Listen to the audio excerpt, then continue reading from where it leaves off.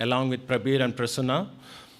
I also work at Georgia Tech, so this subject today is very near and dear to me. So I'm really excited for this talk. I'm really eager to listen to all the wonderful talks with the panelists here. Vibha and Mata Amritanandamayi Centers and the Indian Consulate in Atlanta cordially invites you to Civil 20 USA Summit in Atlanta on digital transformation of public education.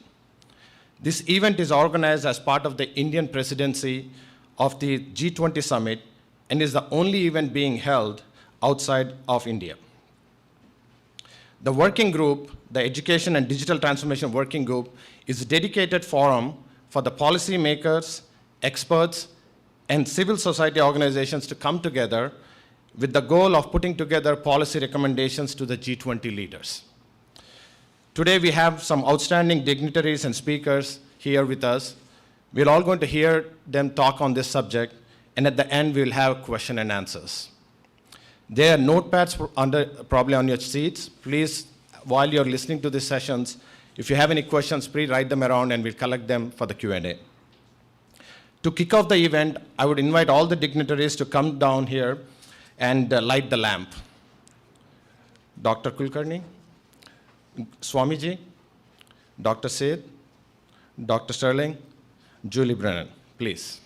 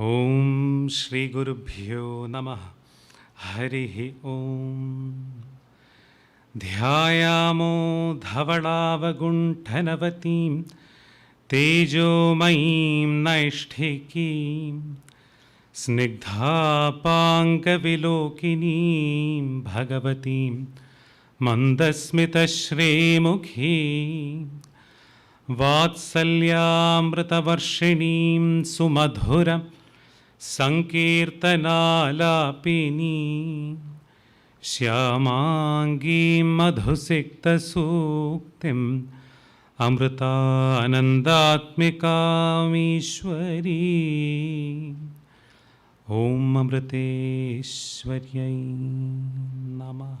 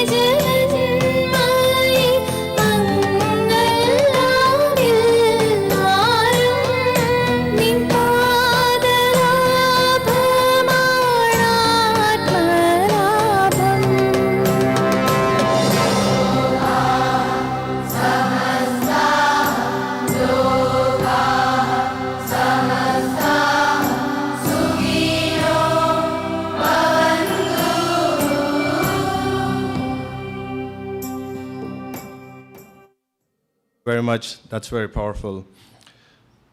So Vibha has been a partner with the Amma organization regarding the C20 event, especially the education sector. And Vibha has participated in multiple activities in India of the C20 activities. So I just want to say a few things about Vibha, and then we'll talk about the other things. Vibha has been serving the community for more than 30 plus years, empowering the underprivileged children through education. With partnership of 45 plus NGOs across the world, Vibha has been working to improve the access and the quality of education to underprivileged children. During these 30 plus years, Vibha has invested more than $18 million and has positively impacted more than 2 million children in the US and India. Vibha is supporting many projects that impact as small as a single school as well as the entire school system in the States.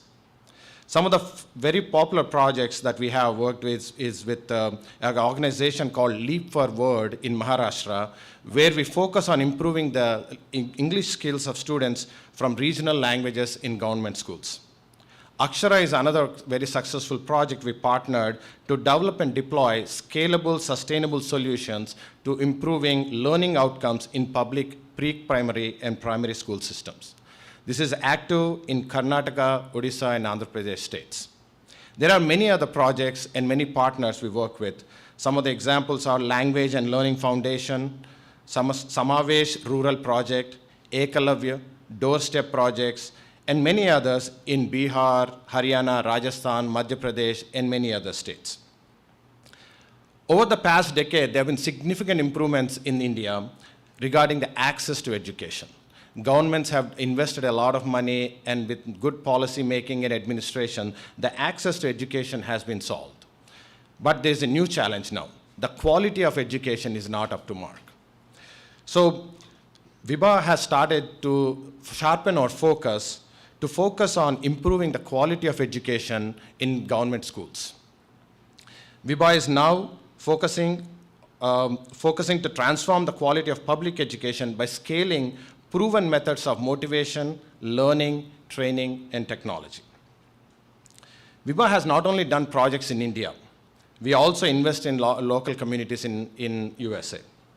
A portion of all the funds raised in US are used for local projects. In particular, Vibha Atlanta has been partnering with Children Healthcare of Atlanta for over a decade. Recently, we started partnering with Inspire EDU and the International Community Schools in Decatur. Inspire EDU, some of you may know, is a nonprofit organization that's focused on reducing the digital divide in the underserved communities in Atlanta. So we partnered with them and sponsored their Family Learnings program for the last few years. International Community School is a school in Decatur. It's a public charter school to address the educational circumstances of refugee children that come to US. We funded the summer enrichment program, especially to focus on the people that are falling behind, the kids that are falling behind in learning abilities and not able to keep up with the grade level learning and math. Vibha is a completely voluntary-driven organization, and they are driven by local chapters like Atlanta. With all the support of our dedicated volunteers, sponsors, and partners, we work hard to make a positive and lasting impact in every underprivileged children in India and US. Now let's play a small video about Vibha.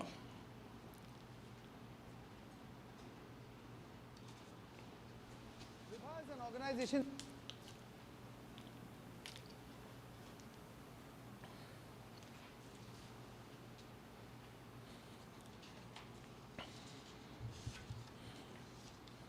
that's been continuously working for the empowerment and education of underprivileged children since 1991. So come, let's join hands with Vibha.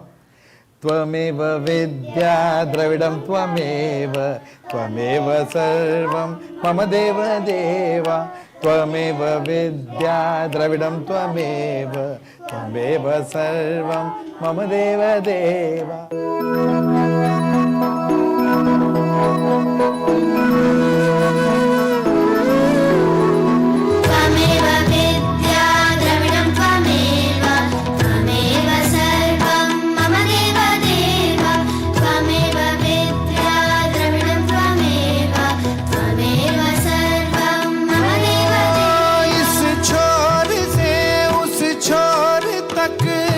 शहर के वो उस मोड़ तक,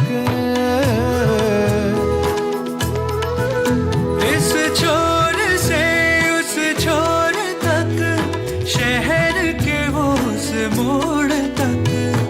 लिख नई गजल नई दुआ की तरह, लिख नई गजल नई दुआ की तरह। देखता है कोई तुझे भी खुदा की तरह, खुदा की तरह। ओ देखता है कोई तुझे भी खुदा की तरह, खुदा की तरह।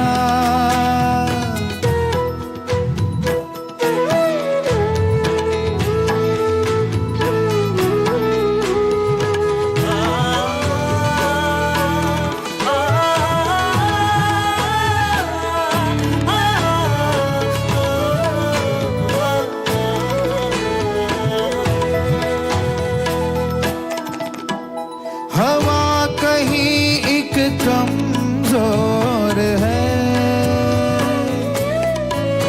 जाने चले वो किस ओर है। हवा कहीं एक कमजोर है, जाने चले वो किस ओर है। मिले अगर वो सहमी सी हया की तरह, मिले अगर वो सहमी सी हया की तरह। साथ हो चल तू भी उसके रहनुमा की तरह, रहनुमा की तरह। साथ हो चल तू भी उसके रहनुमा की तरह, रहनुमा की तरह। त्वमेव विद्या द्रविणं त्वमेव, त्वमेव सर्वं मम देवदेव। त्वमेव विद्या द्रविणं त्वमेव विद्या द्रविणं त्वमेव, त्वमेव सर्वं मम देवदेव। त्वमेव सर्वं मम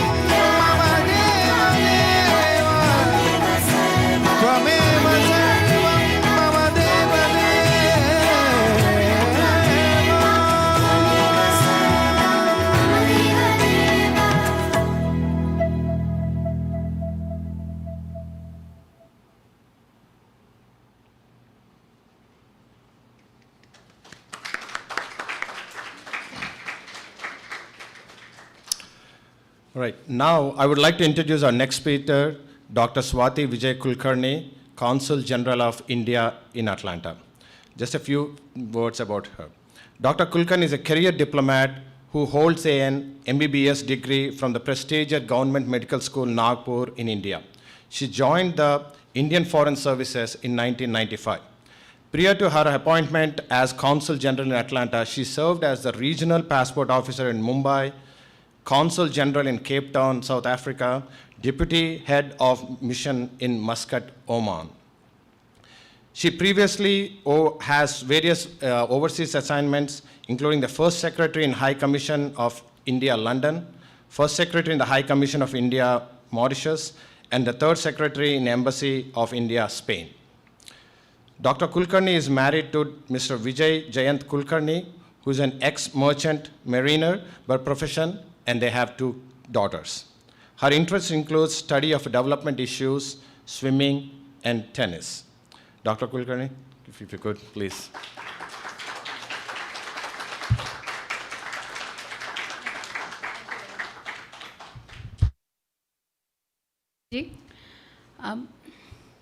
Warm greetings to all of you here. Nice to see all of you. It's good to be with this important event. See, 2022 was very important in our national calendar, in our developmental journey towards prosperity as far as our country is concerned, because on 15th August 2022, we reached an important milestone where we completed 75 years of our independence. So this was celebrated with much fanfare, much joy by our consulate, by Indian diaspora and everywhere in the world, including in India, of course. So we saw various events which were held and which projected the glorious history of progressive India. And then we also celebrated 75 years of diplomatic ties between India and US. 2023 is yet another pivotal year for us because India is chairing an important grouping and India is president of G20. And this year, just now, this week, we saw an important historic visit made by our Honorable Prime Minister to Washington DC, to New York, to USA. So all these celebrations are important for us and their Indian community's positive participation because they are the important stakeholders in all these festivities. And I'm so happy that in this G20 year, Vibha and Amrita-led initiative is being done. Because see, G20 is not just we diplomats sit or some officials sit or some government officials are just doing some exercise. No, it's a people's exercise. It's people-centric occasion where civil society is involved. And that you can see, so far as India's presidency is concerned, we have done meetings in 40 plus cities in India. And 12,000 plus delegates have participated in these meetings and 101 nationalities, more than that, they have participated in all these various meetings. So the whole idea is how to expand the knowledge. So this India's G20 presidency will see all these various meetings which will compile and give various suggestions. And I'm so happy that this Amrita-led initiative on what we call C20 EDT group, that is the Education and Digital Transformation Working Group, is going to do this exercise and Vibha is partner in this. So the key words for doing all this is inclusion and collaboration. So inclusion is how to have more and more people who are in the remotest corner and who are unable to take advantage of how the society is moving ahead. And collaboration is how the G20 countries among themselves can collaborate in a much more fruitful way, in a much more productive way, where people can benefit and we can achieve those SDG goals quickly than what we have set for ourselves. So in India, we have seen that in 2020, the National Education Policy was unveiled, which it's what we call NEP. So this NEP creates a very good infrastructure because this NEP is a transformative, very path-breaking, very futuristic oriented. And it will change how the high schools and the school education, also the higher education system, how it will be transformed in a very, very meaningful way. And it will create the quality education. What we are stressing on it is a quality education. And besides that, India is a very young country. The median age is 29 years. 65% of people are young. And they are very tech savvy, They are all the time doing something and learning so fast. And 800 million people in India of 1.4 billion, 1/6 of humanity, 800 million they have access to internet. Many of them are even doing the smartphone and things like that. You go to India, even a street vendor or a farmer will, do digital payments. So that's the beauty of India, where IT has done so much. The revolution is unfolding in such a very surprising way, or you can say the people are surprised to see in India how it's growing and taking its the aims and aspirations of the people in a very good way, because we have seen in this last decade or so the speed and scale have really increased. So India is rapidly making strides in digital education also. And what are the key areas where India is focusing is how to use digital technology as a force multiplier, how to reduce the gap between haves and have-nots, how to have equalization, how to have inclusivity, and how to skill people, how to reskill them, how to upscale them. So the core idea is how to skill our people rather than they just doing for, looking for some job somewhere or something, how they themselves create own jobs. And that's why the Startup India and all those initiatives, Digital India, they are so successful, where young population, in my days, they always used to see government job, some other job, but now they are themselves opening their startups and creating all this, and this is really a very important things which we have witnessed, a very important change. And the government is walking the talk.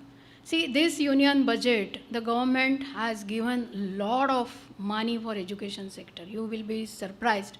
Government has allocated $13.5 billion plus for only education sector in India.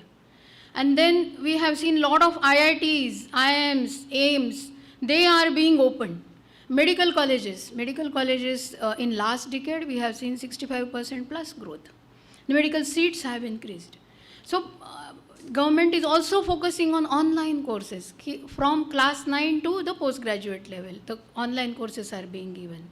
Then how universities can give online degrees. Then we have Diksha portal, the COVID was there, and how we could give online education to our kids. So all these initiatives are already there. The fertile ground for doing more is already there. And now we are also staring at artificial intelligence. So many such things will help in going rapidly on digital education is concerned. But the road ahead is bumpy. There will be many challenges like digital connectivity, then various misuses related to the AI and other things. But we have to strike the right balance, and I'm sure the G20 will pave way for this, and that's why we are brainstorming here. So we all agree that education is a real foundation for any humanity to succeed, any civilization to succeed, and it's an architect for how the society will succeed in future also. So let us embark on more holistic, more comprehensive journey as far as education is concerned. Thank you so much.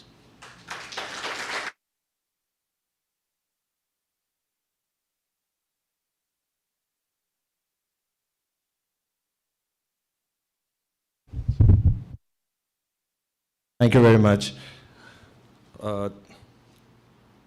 Now I would like to invite Swamiji to present Dr. Kulkarni with the gift.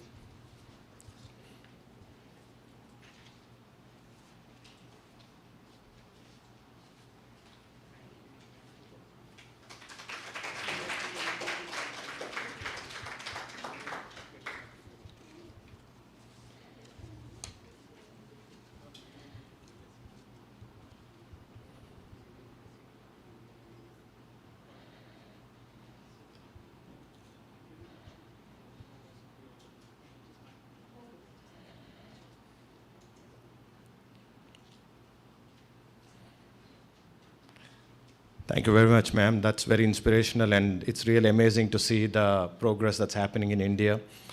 Now I would like to introduce Swami Ramanandamrita Chaitanya. Little bit about Swamiji. Swamiji is a monastic disciple of Amma.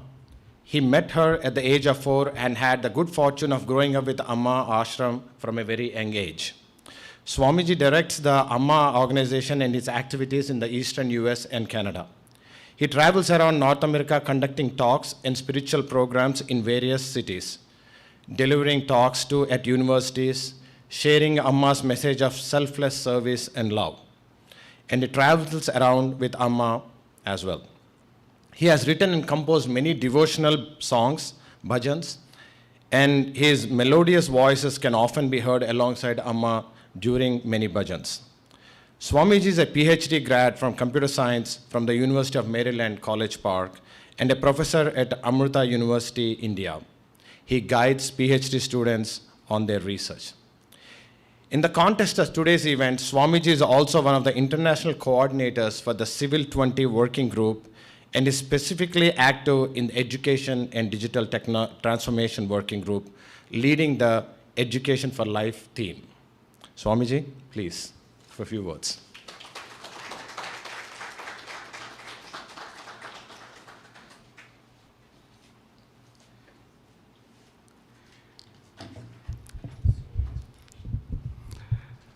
a disclaimer. You invited me for a few words. It won't be few words. I'm here just to, not really for a talk, rather just to explain why are we here, what exactly is G20, and more importantly, what exactly is C20. Most of us, including me, I wasn't very aware of C20 until our organization, head of our organization, Amma, was made the chair of C20 by the government of India. So my job here is to first make you all know of why are we here, and thereafter we will have the actual panel discussion.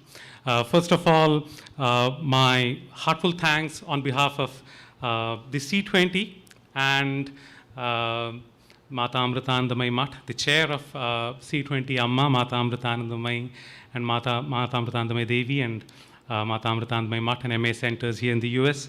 Thank you, Honorable Consul General, for gracing this ceremony. Definitely made it all the more special with your presence, the representative of Government of India in this region, and also Dr. Jagdish Sheth for being here.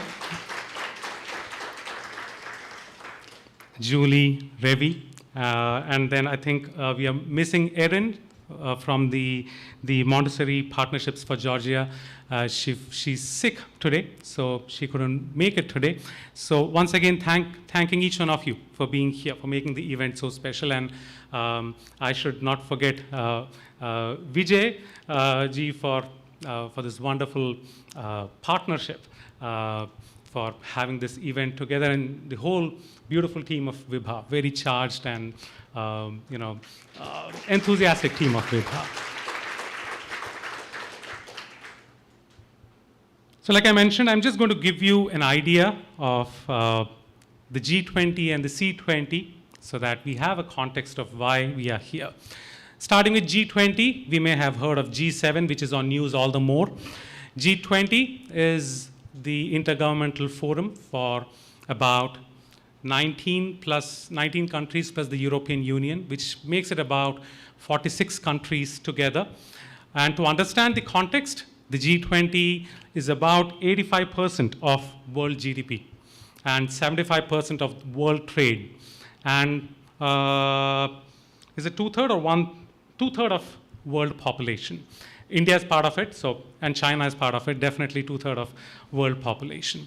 So it is a very effective, very serious group together, and it is more heard of as the top 20 economies coming together.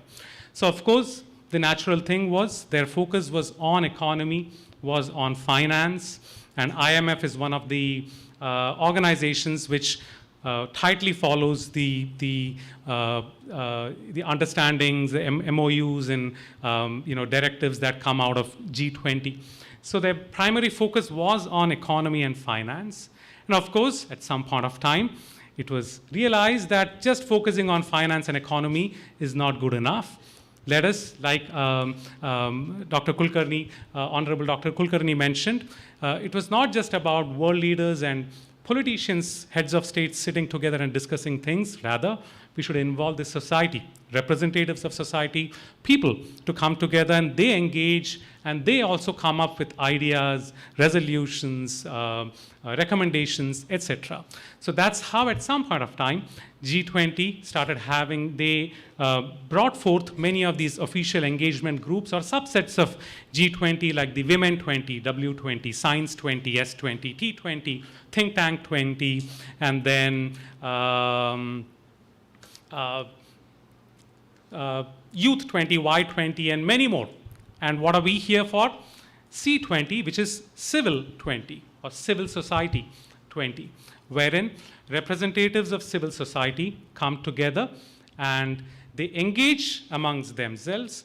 And when I say representatives of civil society, it's leaders who try to make a change in civil society. So civil society organizations, NGOs, so the ones who are trying to make a change come together, they have deliberations, they have debate, they have discussions, and they come up with recommendations which will be every year presented to the G20 leaders. So for that, there will be a C20 core group which would be formed. Just before that, G20, every year, one of the member states takes up the presidency again, as mentioned by Honorable Consul General. The last year was by Indonesia, next year is Brazil, and this year is India. And we already see a new trend that is set by the current presidency, and I see that evidently, specifically in the C20 group too. So the respective government assigns or designates the chair and the core group for each of the subsets. So the government of India chose Amma, Mata Amritanandamayi Devi, the head of our organization, to be the chair of the C20 this year. And along with our organization, we have the Vivekananda Kendra, we have the Rambhav Malgi Prabodhini, and the Satsang Foundation led by spiritual leader Shri M. These four organizations form the core group, and there are many other organizations involved. So the idea here is to come together, look at or identify all the various issues and areas that we want to focus on, have deliberations, and come up finally with official recommendations, policy recommendations, which are put together in form of white paper format, and then present it to the G20.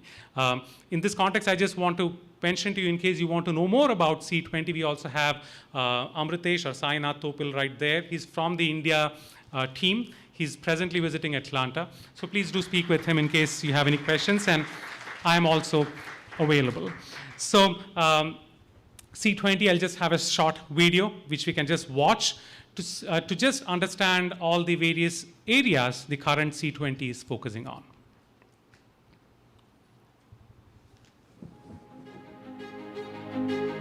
Civil 20, India 2023 envisions a conception of civil society 2.0 in a world where individual, family, society, market, and state can understand their respective roles better and supplement each other rather than engaging in conflicts. This year, the C20 symbolizes the flame of hope, self-motivation, and selfless service. Amma is grateful to the Indian government for arranging such a high-quality meeting. All the issues raised here are vitally important. This should go beyond a mere physical meeting and become a true meeting, a meeting of hearts and minds. This is the only way to awaken ourselves and others. This year, C20 working groups will focus on integrated holistic health, mind, body, and environment. Sustainable and resilient communities, climate, environment, and net zero targets. Education and digital transformation. Gender equality and disability. Technology, security, and transparency. Lifestyle for environment. Preservation and conservation of traditional arts, crafts, and culture. Human rights as human values. Revival of rivers and water management. Seva, sense of service, philanthropy, and volunteerism. Vasudhaiva Kutumbakam, the world is one family. Diversity, inclusion, and mutual respect. SDG 16 and promoting civic space. Delivering democracy through participatory governance.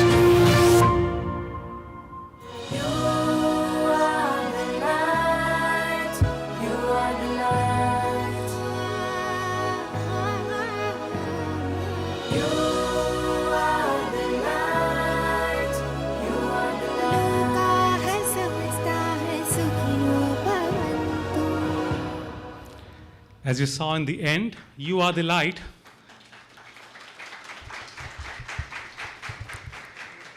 You are the light is the caption for the C20 this year. And we started with lighting the lamp. The whole idea of light, because you would have seen each one of the dignitaries, they held the small lamp, there was a small flame there, and as you light the lamp, the flame doesn't diminish. It remains as is, and there is more light.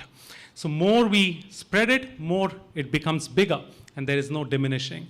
Love, compassion, values are like that. The more we share, more it becomes big. There is no diminishing the more effort that we put in spreading it. So that was chosen as the caption for C20 this year. And also one important thing that I should underscore here is that the C20 this year decided that it's not just about deliberations and coming up with policies. It should be something practical that we do.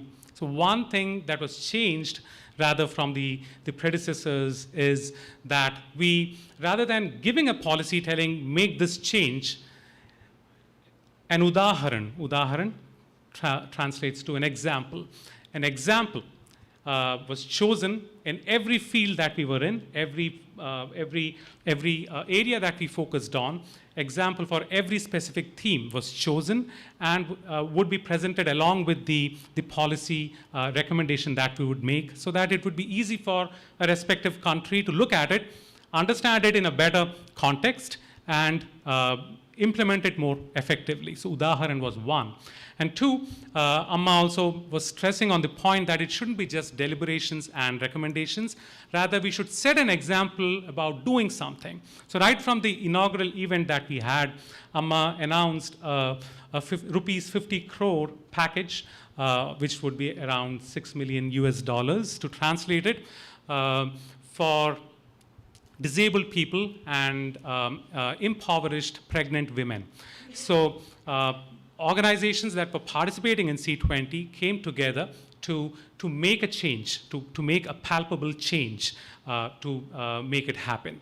So it began with that. There were many other specific projects that were brought under C20, like the 1 million seed ball project, to have 1 million seed balls prepared with awareness, generating awareness and planting them. There was 1 million, the Million Light campaign. It was about gender equality, to recognize 1 million organizations or people who have made a change, to respect and understand, accept people the way they are.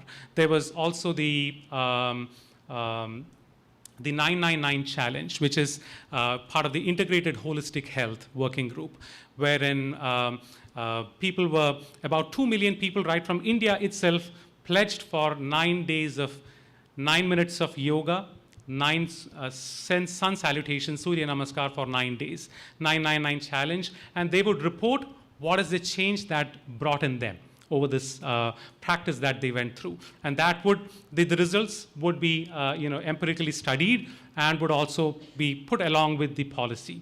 So it was a different approach this time, that of practically putting things together and based on that making policy recommendations. So I just wanted to underscore that. Now moving on to the specific education and digital transformation working group, under which is this, auspice of which is this event conducted, and Vibha has been part of it in many of our online and in-person events. Thanks for that. So education and digital transformation focused on 6 specific areas. One, the digital transformation, especially after the pandemic. We all depend on the digital platform literally for everything.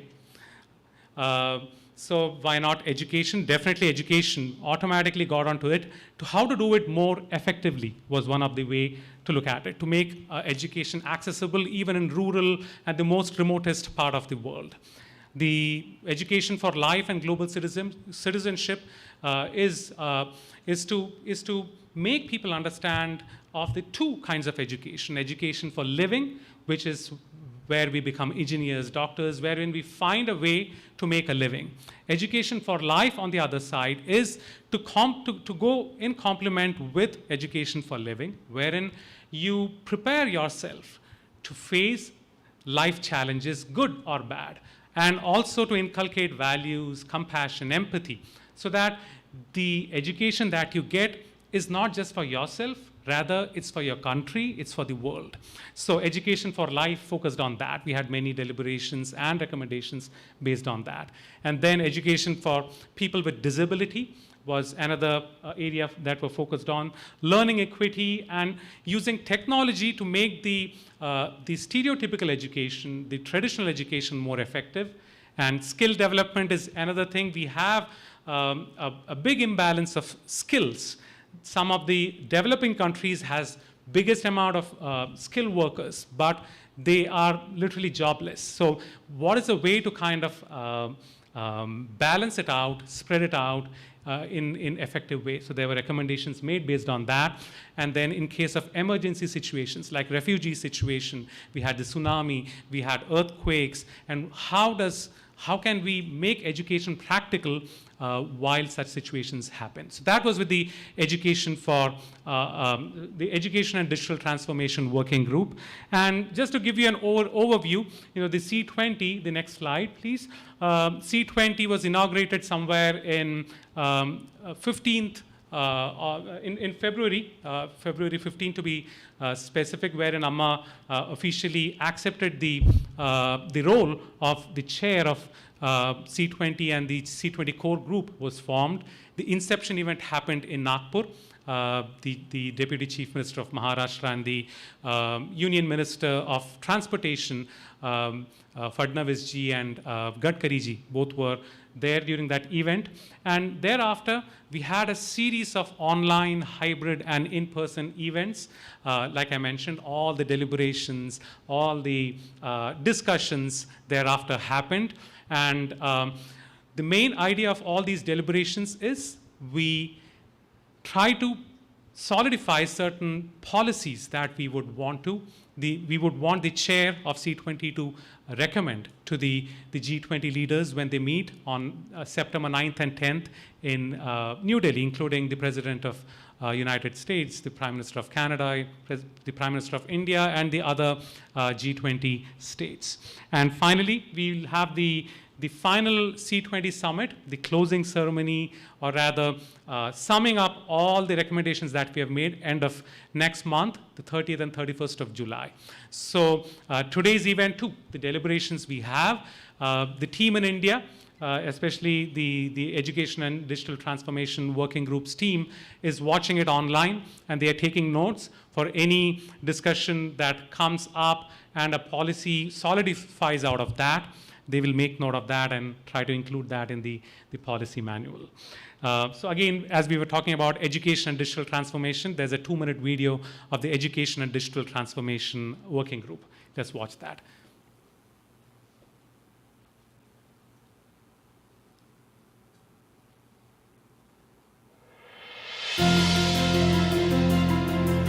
രണ്ട് തരത്തിലുള്ള വിദ്യാഭ്യാസമുണ്ട്. ഒന്ന് ജീവിക്കാനുള്ള വിദ്യാഭ്യാസം, രണ്ട് ജീവിതത്തിനുള്ള വിദ്യാഭ്യാസം. When we study in college, striving to become a doctor, lawyer, or engineer, this is education for a living. On the other hand, education for life requires an understanding of the essential principles of spirituality. The real goal of education is not to create people who can understand only the language of machines. The main purpose of education should be to impart a culture of the heart, a culture based on enduring values. Digital transformation is a bridge that can be used to instill awareness and strengthen the deep bonds students have between their nations, the world, fellow human beings, and nature. It is a tool that can be used to unify our relationships as a global family instead of creating a technological divide. Through these channels, we can help achieve the SDGs more effectively by connecting people, organizations, and resources that enable greater collaboration and impact. Digital education is an inclusive model that is for everyone. It can reach people in the most remote rural areas. It can be affordable for people who are economically disadvantaged. It can provide a means of communication for people with disabilities. The C20 Education and Digital Transformation Working Group will focus on inclusive education and accessibility, skill development, education for life, digital transformation, technology-enabled learning, and future of education. This working group also aims at addressing mental health awareness and solutions for substance abuse, with a specific focus on how this impacts today's youth and people from impoverished populations.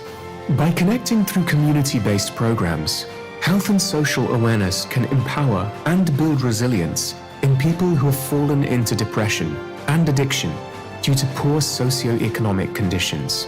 As the ultimate goal, they can return to confidence and dignity in their cultural diversity. Join our dialogues to ensure that education and digital technology are for a sustainable and equitable future. They are inclusive and accessible, regardless of background, location, or ability.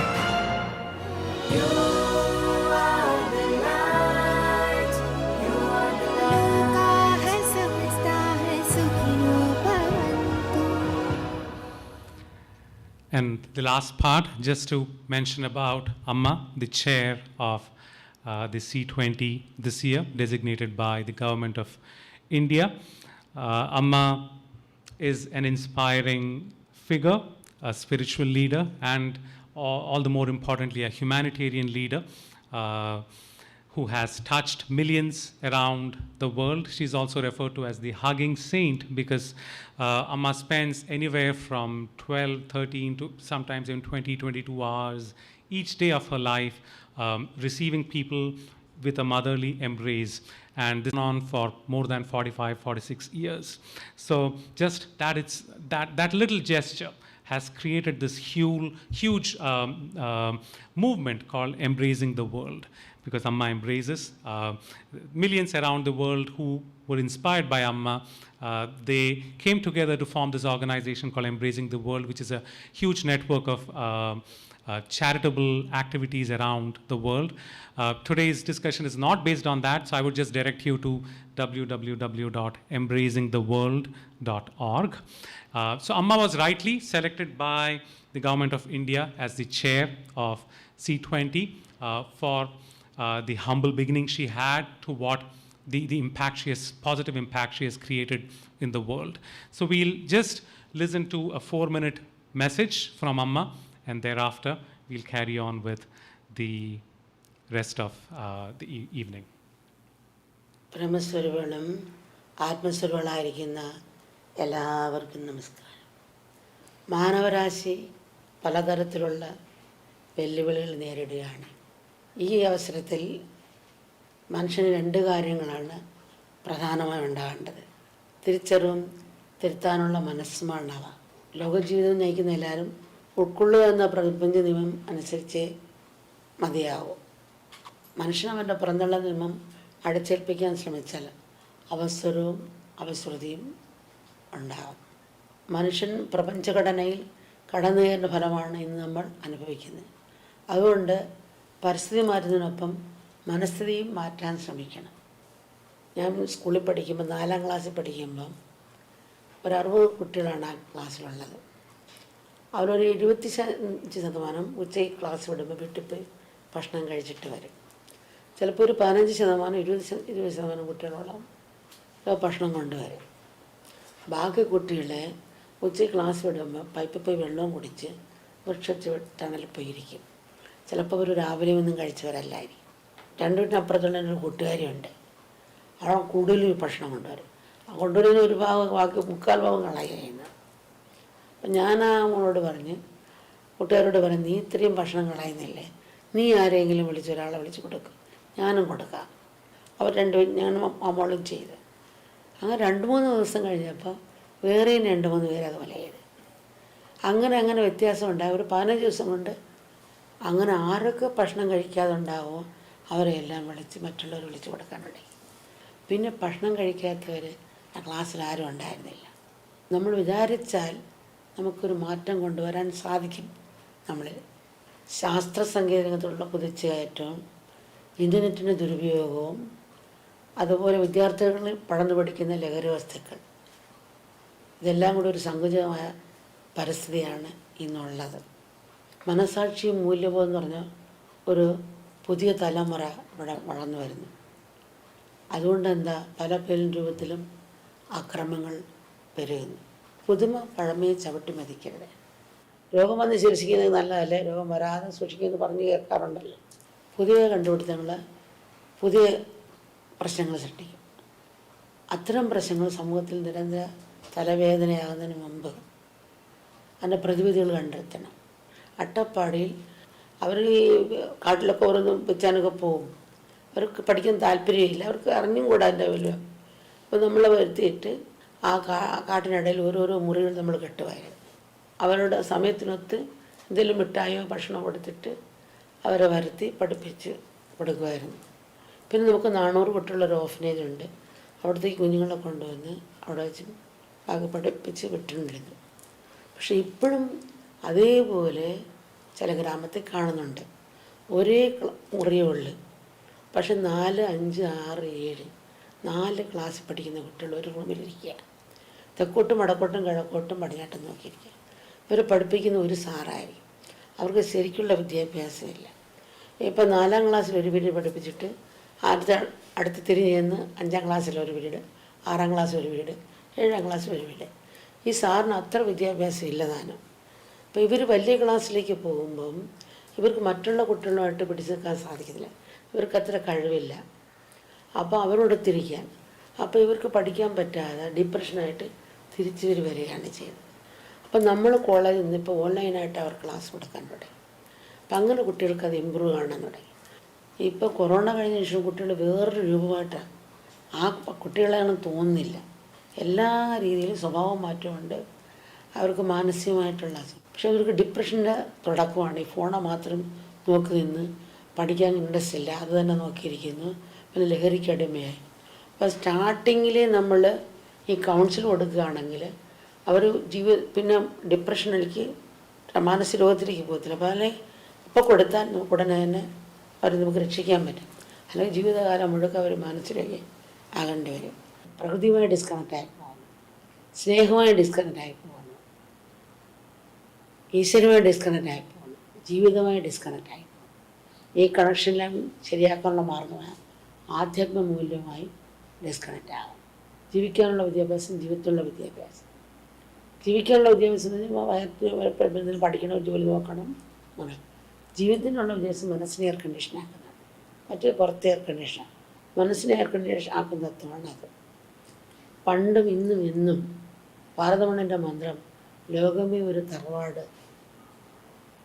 എന്നുള്ള ഈ സത്യം മാതൃകാപരമായ ലോകത്തിന് കാട്ടിക്കൊടുക്കാൻ കിട്ടിയ മഹത്തായ അവസരമാണ് C20യുടെ നേതൃത്വ സ്ഥാനം. പ്രധാനമന്ത്രി ശ്രീ നരേന്ദ്രമോദിയുടെ നേതൃത്വത്തിലുള്ള സർക്കാർ ഏറ്റെടുത്ത ഈ സംരംഭം ലോക ജനതയെ മാറി ചിന്തിക്കാൻ പ്രേരിപ്പിക്കുന്ന ഒന്നാകട്ടെ. ആ പരിവർത്തനത്തിന് പുതിയൊരു ദീപനാളം നമുക്കിവിടെ തെളിയിക്കാം. അതിലൂടെ ലോകമെമ്പാടുമുള്ള എണ്ണമറ്റ പ്രകാശനാളങ്ങൾ ജാജ്വല്യമാകട്ടെ. G20 എന്ന ഈ മഹായജ്ഞത്തിൻ്റെ ശങ്കുലിനാളം ലോകമെമ്പാടും സ്പന്ദിക്കട്ടെ. അടഞ്ഞ മാനവ ഹൃദയങ്ങളെ അത് മലർക്കെ തുറക്കട്ടെ. അതിൻ്റെ പ്രകാശം ലോകമെമ്പാടും വരക്കട്ടെ. കൃപ മക്കളെ അനുഗ്രഹിക്കട്ടെ. So once again, thanking each one of you, and we look forward to having a fruitful and effective engagement today. Om Amriteshwariyai Namah.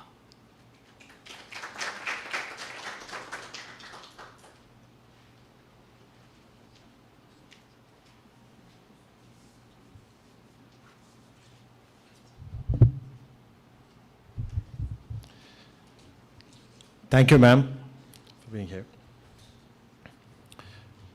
Now we'll get on with the panel discussion.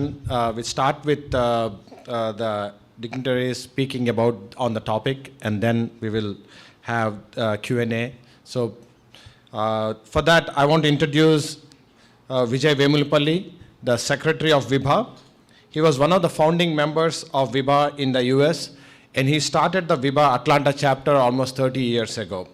He dedicated his life to Vibha and the cause to enable, empower, and educate underprivileged children. Without further ado, I want to invite Vibha to moderate the next session.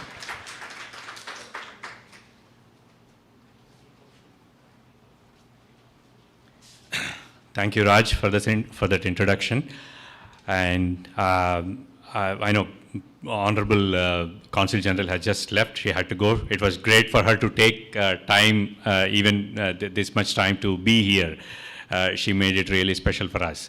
And thank you all for coming here on a Sunday evening. That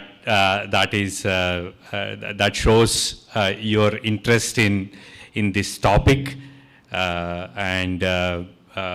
So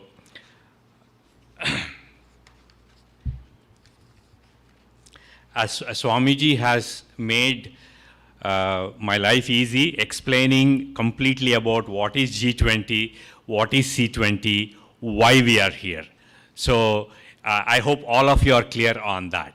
A number of such sessions have happened as happening in this subcommittee on education and digital transformations. And before the final recommendations are going to be formulated in G20 leaders. So today we have 3 distinguished speakers to help us in furthering this discussion under the C20 subcommittee on education and digital transformation. Before we start today's proceedings, I want to do something. I want to recognize a section of people in our audience, our teachers. So if you have been a teacher right now or at any time in the past, I would like you to stand up and be recognized. It could be an elementary school teacher or a high school teacher or a professor in any university. Starting with Professor Sheth, Dr. Sterling, and yeah. So please do not hesitate. Any of you, even in your past, anytime you have taught for few hours, yes, please. See, people are slowly standing up. I'm sure all the rest of you agree with me. Absolutely, yes. I will come to that. So I'm sure all of you agree with me that these people have played a significant role in our lives, probably next to only our parents, or in some cases probably even more than our parents. So any transformation that we are trying to achieve can only be done through these teachers. So I want all of you to acknowledge their contributions and recognize the significance of their role in this endeavor of digital transformation of education. So without much delay, I will start the proceedings. We have 3 distinguished speakers today, Professor Jagdish Sheth, Dr. Revi Sterling, and Ms. Julie Brennen with us. And each of them will speak for 10 to 15 minutes. Please hold your questions, and in fact, please write down your questions on the index cards and with your name on it. At the end of their speeches, we will have a good 30-minute Q&A, and I will invite you to ask the question in that session. So with that, I would like to start with our first speaker, Professor Jagdish Sheth. Professor Jagdish Sheth is Charles Kelstad Professor of Business in Gazeta Business School in Emory University. He is globally known for his scholarly contributions in consumer behavior, relationship marketing, competitive strategy, and geopolitical analysis. He has more than 50 years of experience in teaching and research at University of Southern California, University of Illinois at Urbana-Champaign, Columbia University, MIT, and Emory. Professor Sheth is the recipient of the 2020 Padma Bhushan Award for Literature and Education, one of the highest civilian awards given by the Government of India. He is a fellow of the Academic International Business, the Association of Consumer Research, the American Psychological Association, the American Marketing Association. He is a distinguished fellow of the Academy of Marketing Science and the International Engineering Consortium. He received the Global Innovation Award and Marion Creekmore Award, both from the Emory University. Professor Sheth has been advisor to numerous corporations all over the world, He has authored or co-authored more than 350 papers and numerous books. He is the founder of Center for Telecommunications Management at the University of Southern California.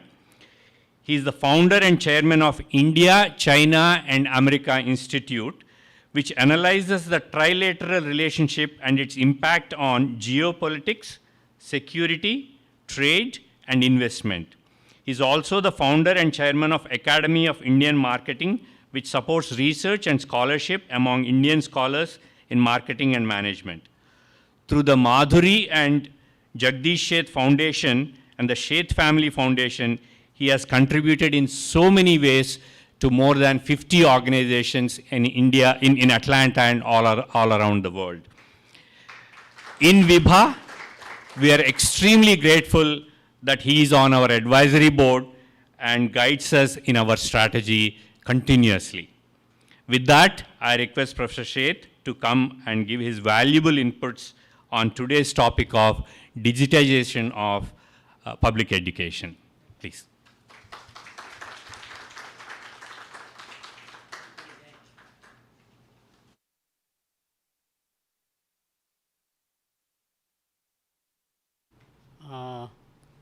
Can you hear me okay in the back?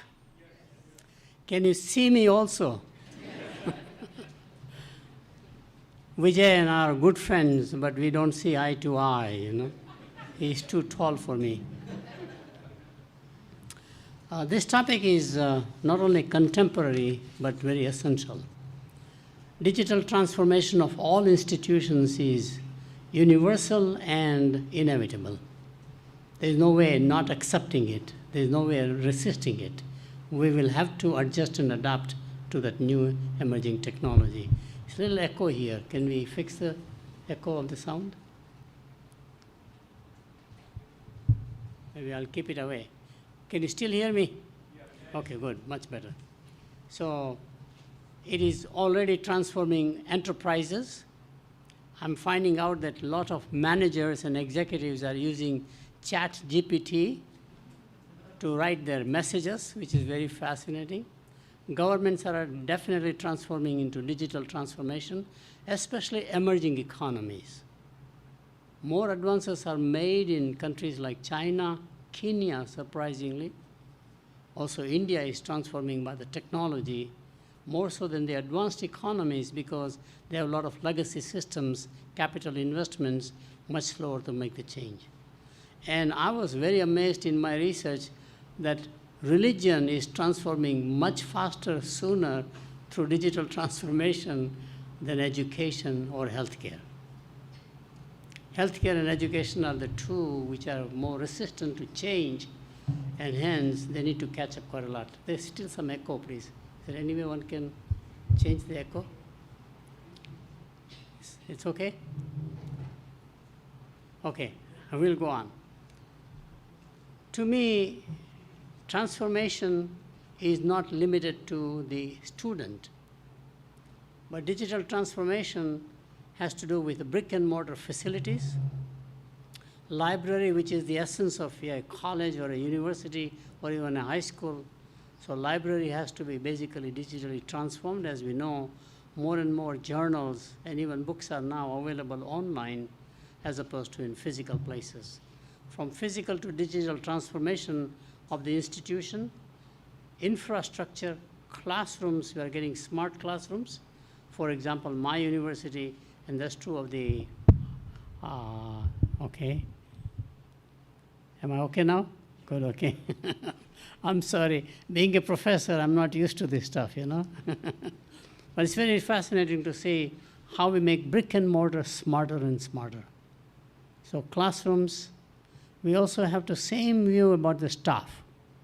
Not the teachers, but the support staff has to be very much into the modern world where we do not invest in our staff, which is my strong recommendation, and of course the teachers themselves. Final point is that digital transformation in a school system, especially public school system, cannot happen unless community is engaged in the local community by and large. So community transformation through digital technology is as important as the transformation of the school district or the schools themselves. What I wanted to show you is the education system historically. In the pre-industrial age, education was given by 3 C's of learning. One was community educated people. You lived in a clan or in a village, pretty much self-sufficient. Congregation or institution educated the person. And of course, the last one was craft. Some occupational livelihood, sort of skill for life kind of stuff. Now come the industrial age, and in the industrial age we created 3 R's of learning: reading, writing, and arithmetic. Literacy was very important in the factory, kind of having an employee for the factories, learning to operate machines, etc. Now we are going into the digital age, and it is to change to 3 I's of learning. Learning has to be more and more interactive. It's not my days where I simply wrote notes from the teacher, that was it. All the way to my honors degree in college. Today it's interactive, because with interaction, we are able to retain a lot more as a learner, which is a very important skill set. And this technology allows a lot more interaction than ever before. Transformation digitally also requires integration, or makes integration possible. We always think that math is for the left brain, music is for the right brain, but there's something commonality between math and music. Both are languages. So is computer software language. So at a meta level, there's a structure, there's a syntax, there's a semantics, meaning, and there's a pragmatism, some sort of a use of these languages. So this dichotomy we create, that math is for the left-oriented people and music is for the right-oriented people, I think is probably somebody's imagination. I can be both a mathematician and absolutely a brilliant musician if I wanted to. So we are not unlocking the potential of the human being by having these stereotypes in our mind, which this technology allows us to escape essentially. And the last one, very important one, is that this education has to be individualized. So today, how do we create personalized education in a mass classroom? This digital technology allows that quite a lot of flexibility. So it's called a mass customization technologically in supply chain and all that thing. I think that's very important. I wanted to mention that there are several things. This is one area where I feel free market process, even though I'm a marketing professor myself, is not sufficient. Healthcare and education cannot be left to free market processes. There are more market failures in the process.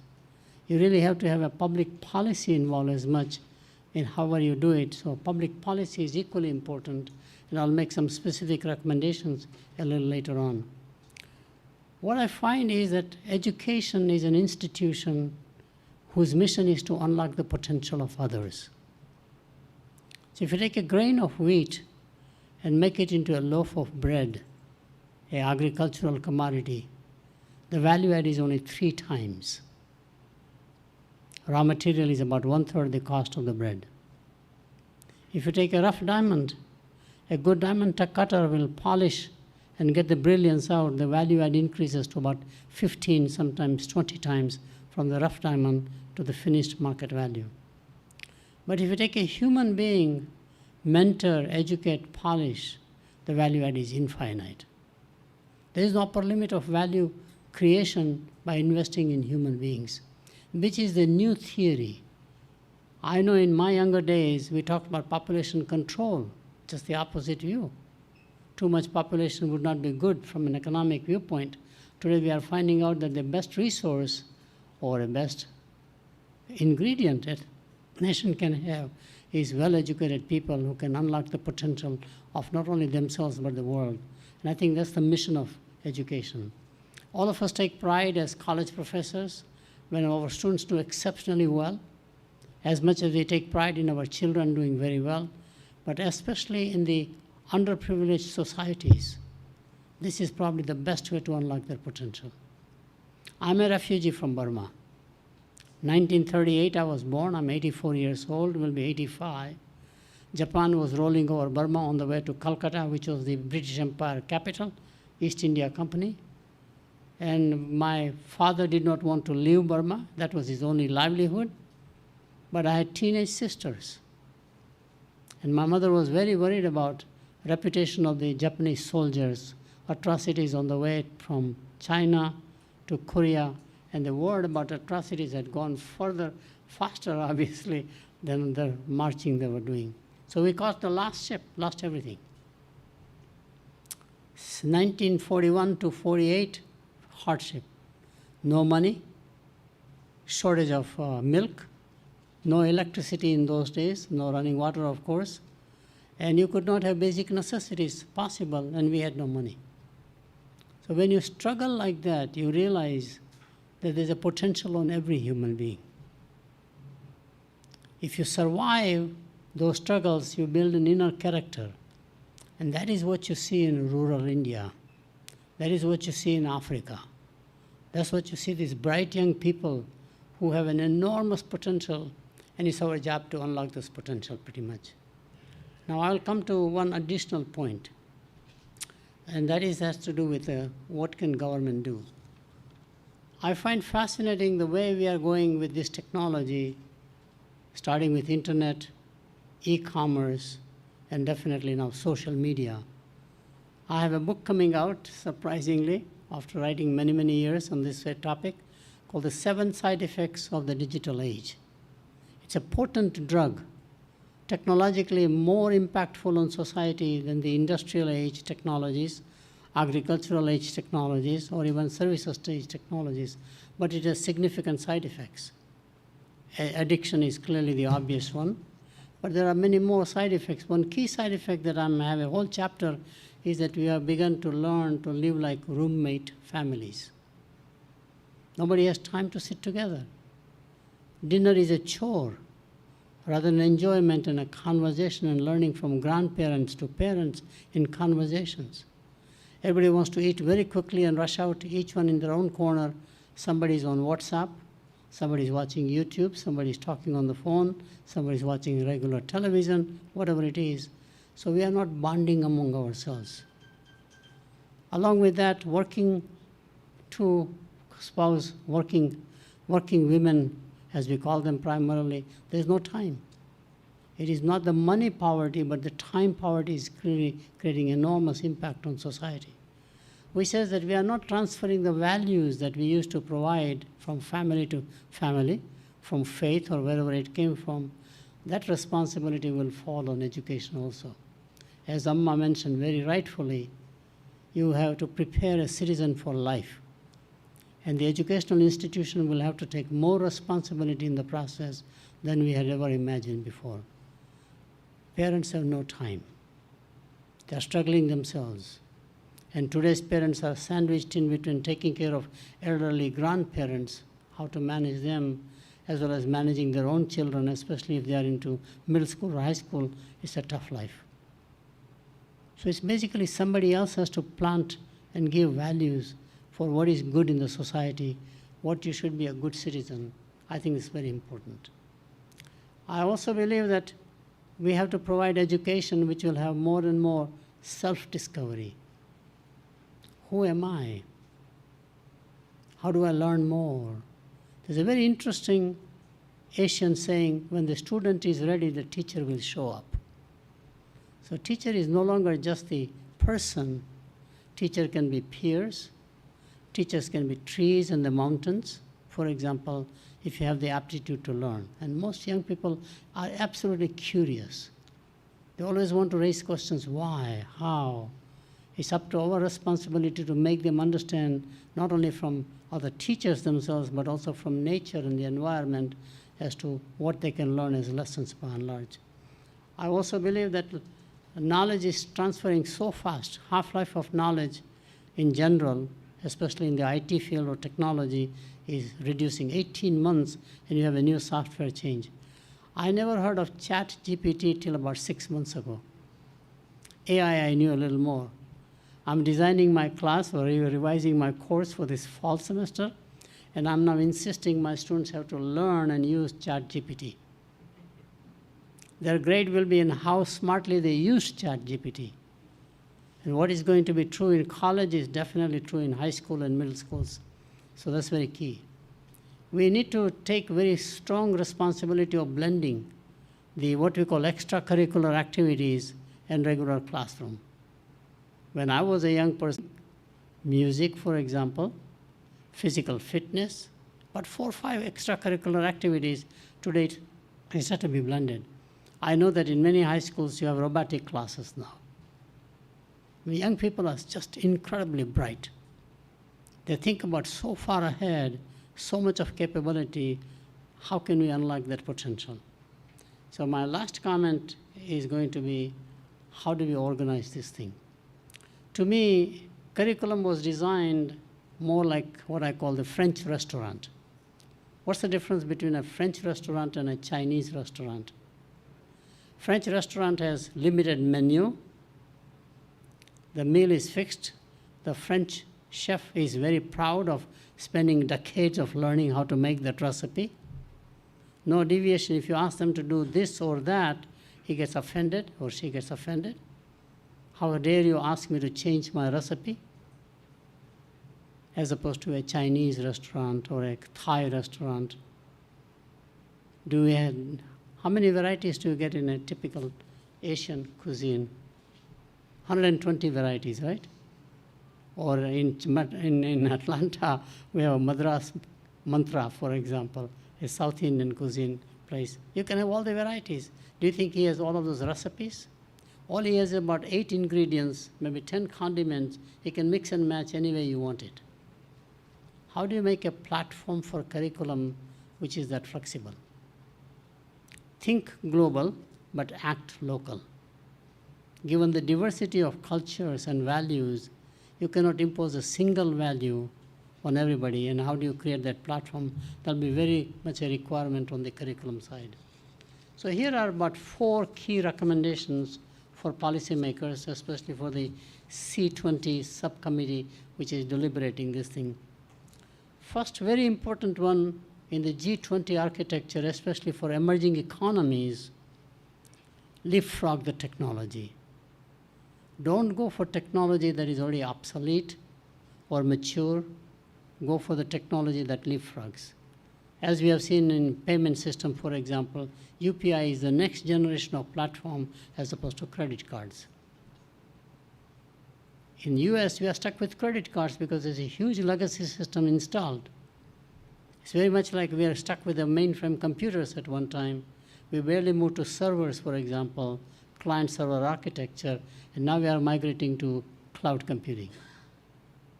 So these nations should not start with legacy systems. They should be leading the world, given the volume and the scope they have, as opposed to lagging the world by taking technologies that are already mature, because they'll be obsolete very soon.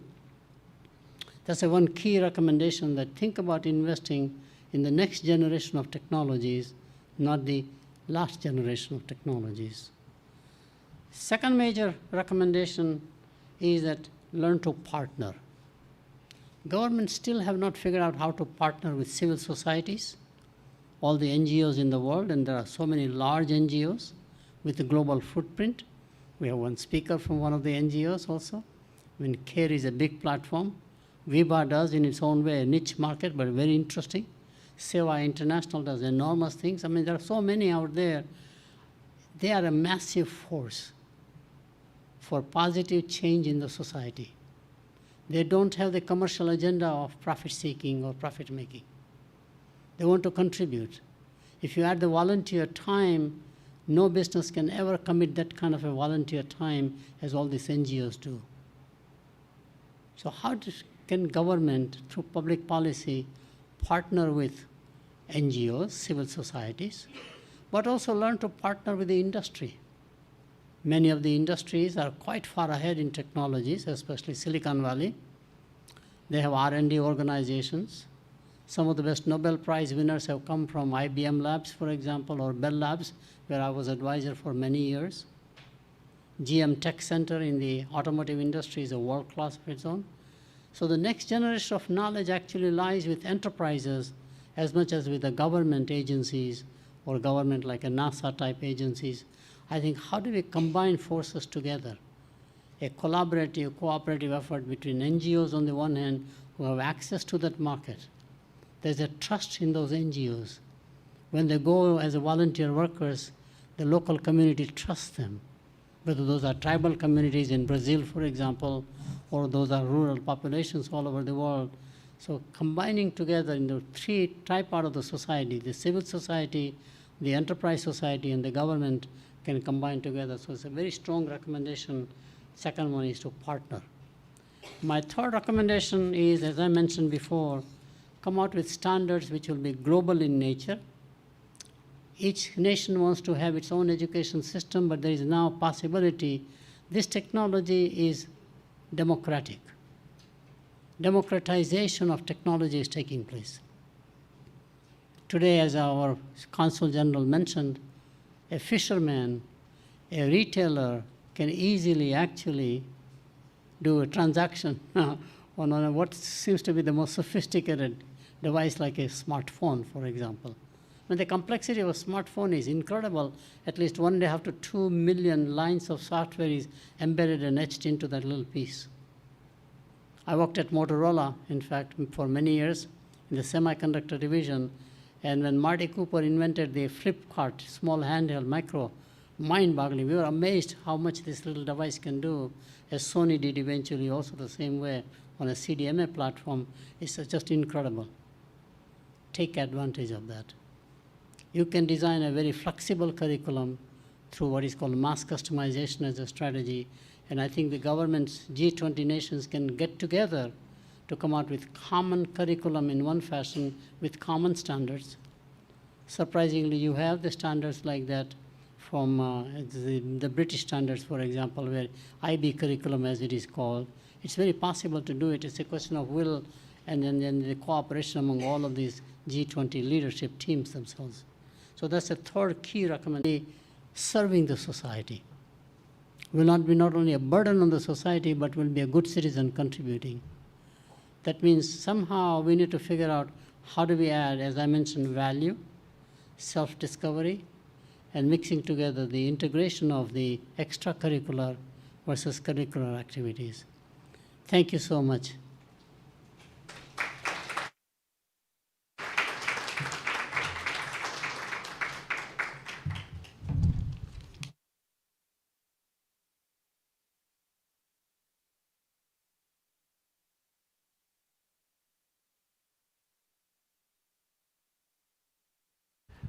Thank you, Professor Sheth. It's always such a pleasure to listen to you. He simply uplifts our thought process. He makes us see, from the very top on issues. Like, for example, when he mentioned the 3 I's of digitization, how it is going to be impactful. So did any of you catch the 3 I's that he mentioned? Yeah? Interaction, integration, and individualization. So that is the key of the digital transformation. And I love the way he touched upon the role of the public schools in imparting, broadly speaking, moral education, moral values. In fact, Vibha has been partnering with several state governments in India, and one of our MOU is recently with the Delhi government, which is doing fantastic work. And there we have learned that happiness curriculum is one of the curriculum at the primary level. Happiness curriculum means just being mindfulness, teaching them mindfulness, being courteous, being respectful, not only in school, but even at home. So, and generally to have a positive outlook in life. So this is being actually taught in school as a curriculum at the primary school. So these are all the things that are actually being, and I would like to also touch upon another point he said. The governments are actually doing a better job now of identifying the importance of and the role of NGOs. Even in fact, in my 25, 30 years of experience in being in this non-profit field, I have seen that the state governments are more eager now to come and basically they're inviting the non-profits to come with the models, and non-profits are ready to interact with the government, because the non-profits can come up with the models, but to take it to scale and bring upon a big change, only the government machinery can do it. So absolutely, we take all these recommendations and insights from Dr. Sheth. Next, I would like to invite Dr. Revi Sterling. Before I introduce her, I first of all want to thank her for coming all the way from Washington, D.C. just for this event. Okay. To give introduction of Dr. Revi Sterling, she has been working at the intersection of gender, technology, and development for over 2 decades. She directs the CARE's digital inclusion team, which focuses on closing the gender digital divide and fighting information poverty. She teaches human-centered design at the SIPA school at Columbia University. Before joining CARE, she designed and managed gender and technology initiatives for USAID's Innovation, Technology, and Research Hub, including the Women Connect Challenge programs. Before Women Connect Challenge, Revi directed Women and Web Alliance, a private public partnership with USAID, Intel, NetHope, World Vision, World Pulse, and UN Women. Prior to these positions, Dr. Sterling founded and directed the first Information and Communications Technology for Development professional master's program at University of Colorado Boulder. Prior to academia, Dr. Sterling spent a decade at Microsoft Research, spearheading efforts in gender equity in computer science, as well as working as a software engineer and program manager in engineering technology division.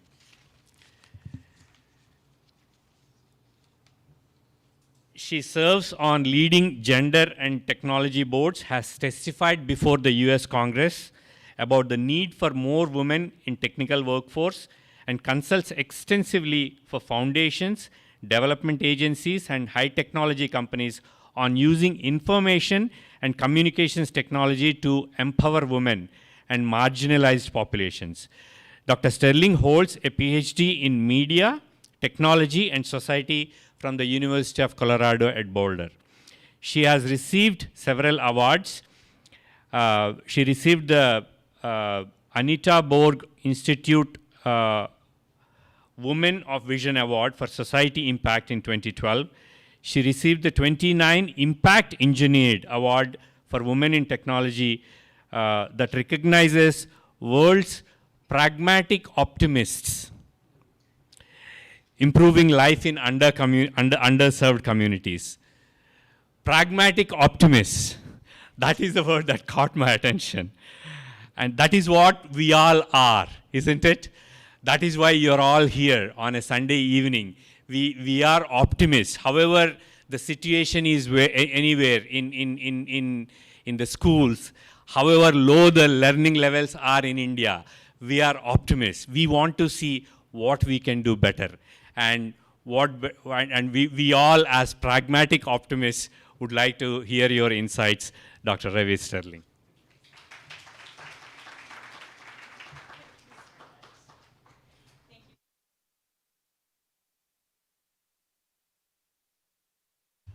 Little quiz before we get started. Anyone remember this thing? What was it?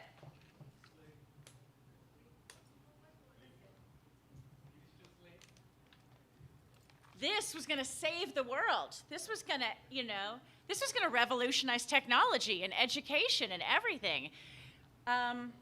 It didn't, because we're still here, right? So unfortunately, technology itself, coming from a technologist like me, when we first started looking at digital development in the context of, how is technology going to transform everything? This is about 2000, maybe 1998. I'm 50, so let's it was a while ago. There were things like this. This came out of MIT. Dr. Sheth and I were talking about the gentleman that had created this.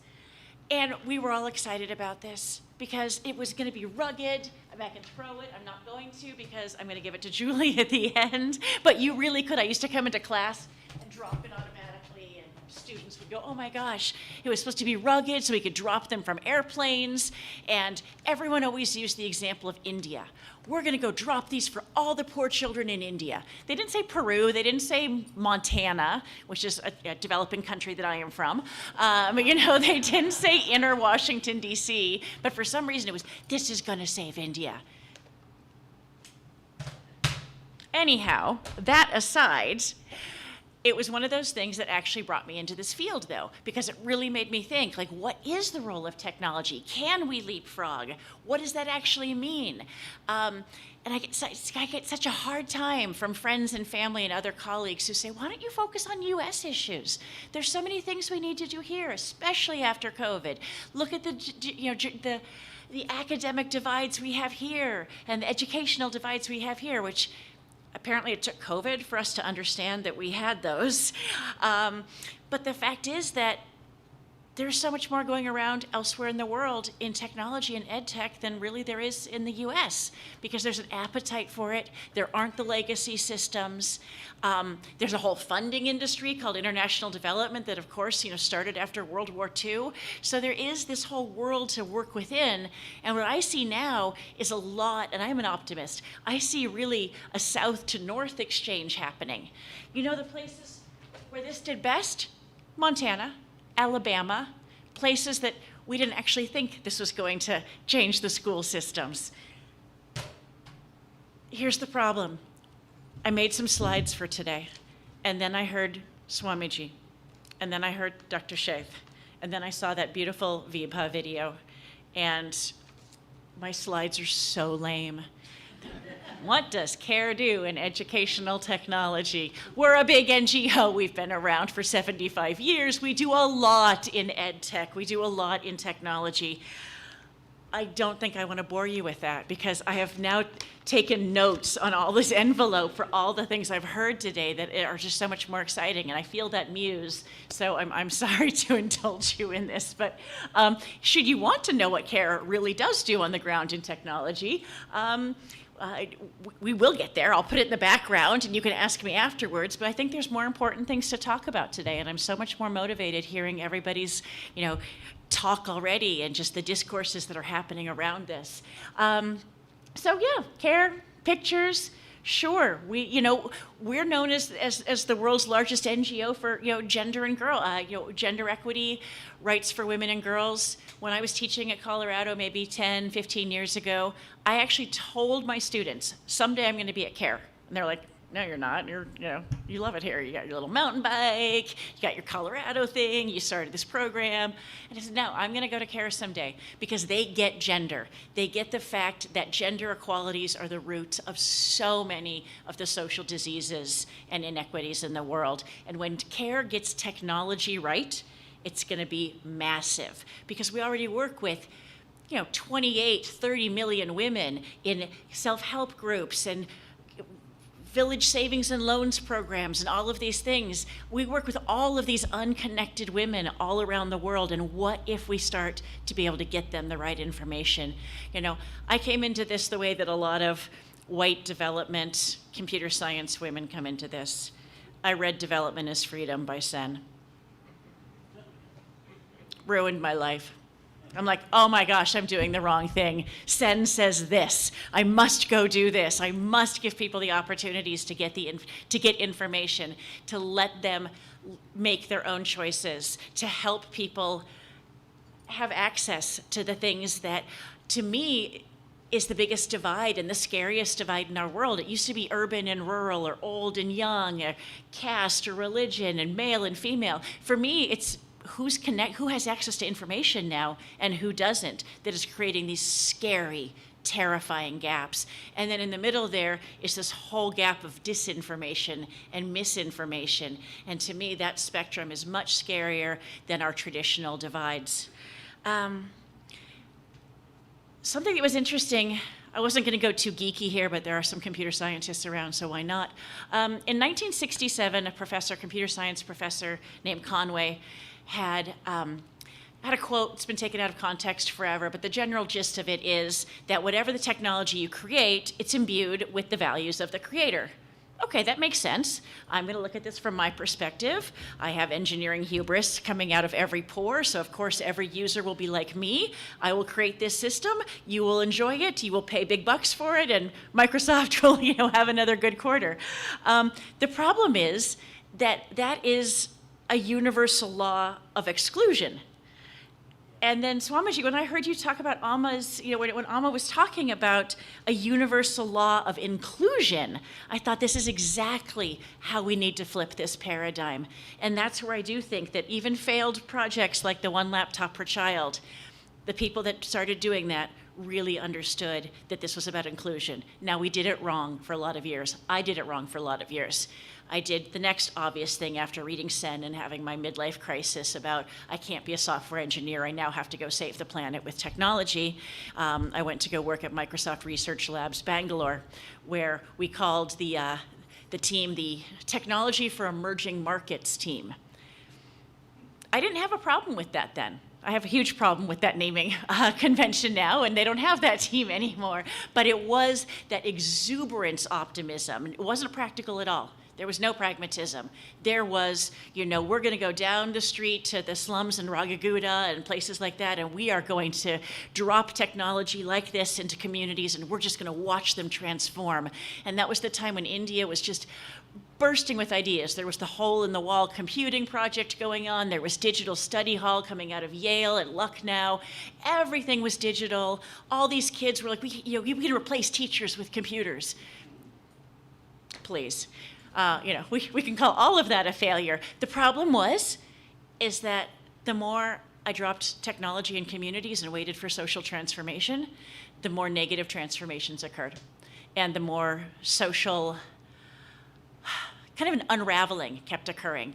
We're exacerbating all of the norms that I can't tell as an outsider that are going on, and getting those, the feedback from the community-based organizations, from the experts, from women themselves saying, this isn't what I thought I signed up for. This is actually causing me problems. And so that's when I had to go back to school at the ripe age of something in my 30s to do my PhD, because I thought, I can't work in a field where I'm actually trying to make the world better, and I'm actually leaving it in a far worse shape. I guess we can go on to the next slide, just for the fun of it. Proof we work in India along with other countries, that we have wonderful partners. I will actually, chat about this with you, but let's look at the form factor. This is a computer lab. This is a school with a computer up in northern Uganda. It's a community I work with in a lot. That frame is not much larger than a laptop screen.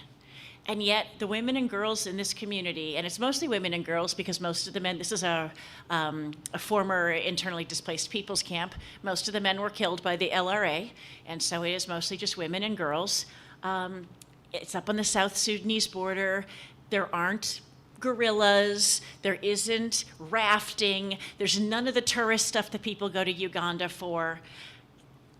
They're probably never going to leave this community. So many women and girls in this community were getting their degrees on this little tiny screen running something like Windows ME or Windows 98. Like, this is like a few years ago. It was only in 2019. They were getting online degrees. And why? Why are you getting... And I was shocked because I hadn't been there before to be like, you should use technology, right? I mean, they had taken the initiative on themselves because they knew they needed to do this so that they could actually, it wasn't really them. They were looking more at their kids. They wanted to know how to educate their own children. They wanted their children to leave the IDP camp. They knew exactly what they wanted from technology, and that's who we co-create with and for. Those are the experts on the ground. And so when we talk about the individualization that can occur and really tapping into ingenuity. It was so inspiring because it's not even a place you want to spend the night, and yet I didn't want to leave, right? Because you just keep seeing these amazing things that keep happening. Let's see, do I have any more notes here that make sense to even share about? Okay, another question. How many people, let's say 8 billion people on Earth, how many have never been on the internet? Yeah, it's about 3 billion, give or take. Kind of interesting to think about, considering the number of SIM cards and connections out there are like double the global population, so people think there's no issue. If you look at the reports that come out, especially around, education and technology or women and gender, the picture looks really, really good. What country's gender digital divide has always been the biggest and actually had a really big increase last year?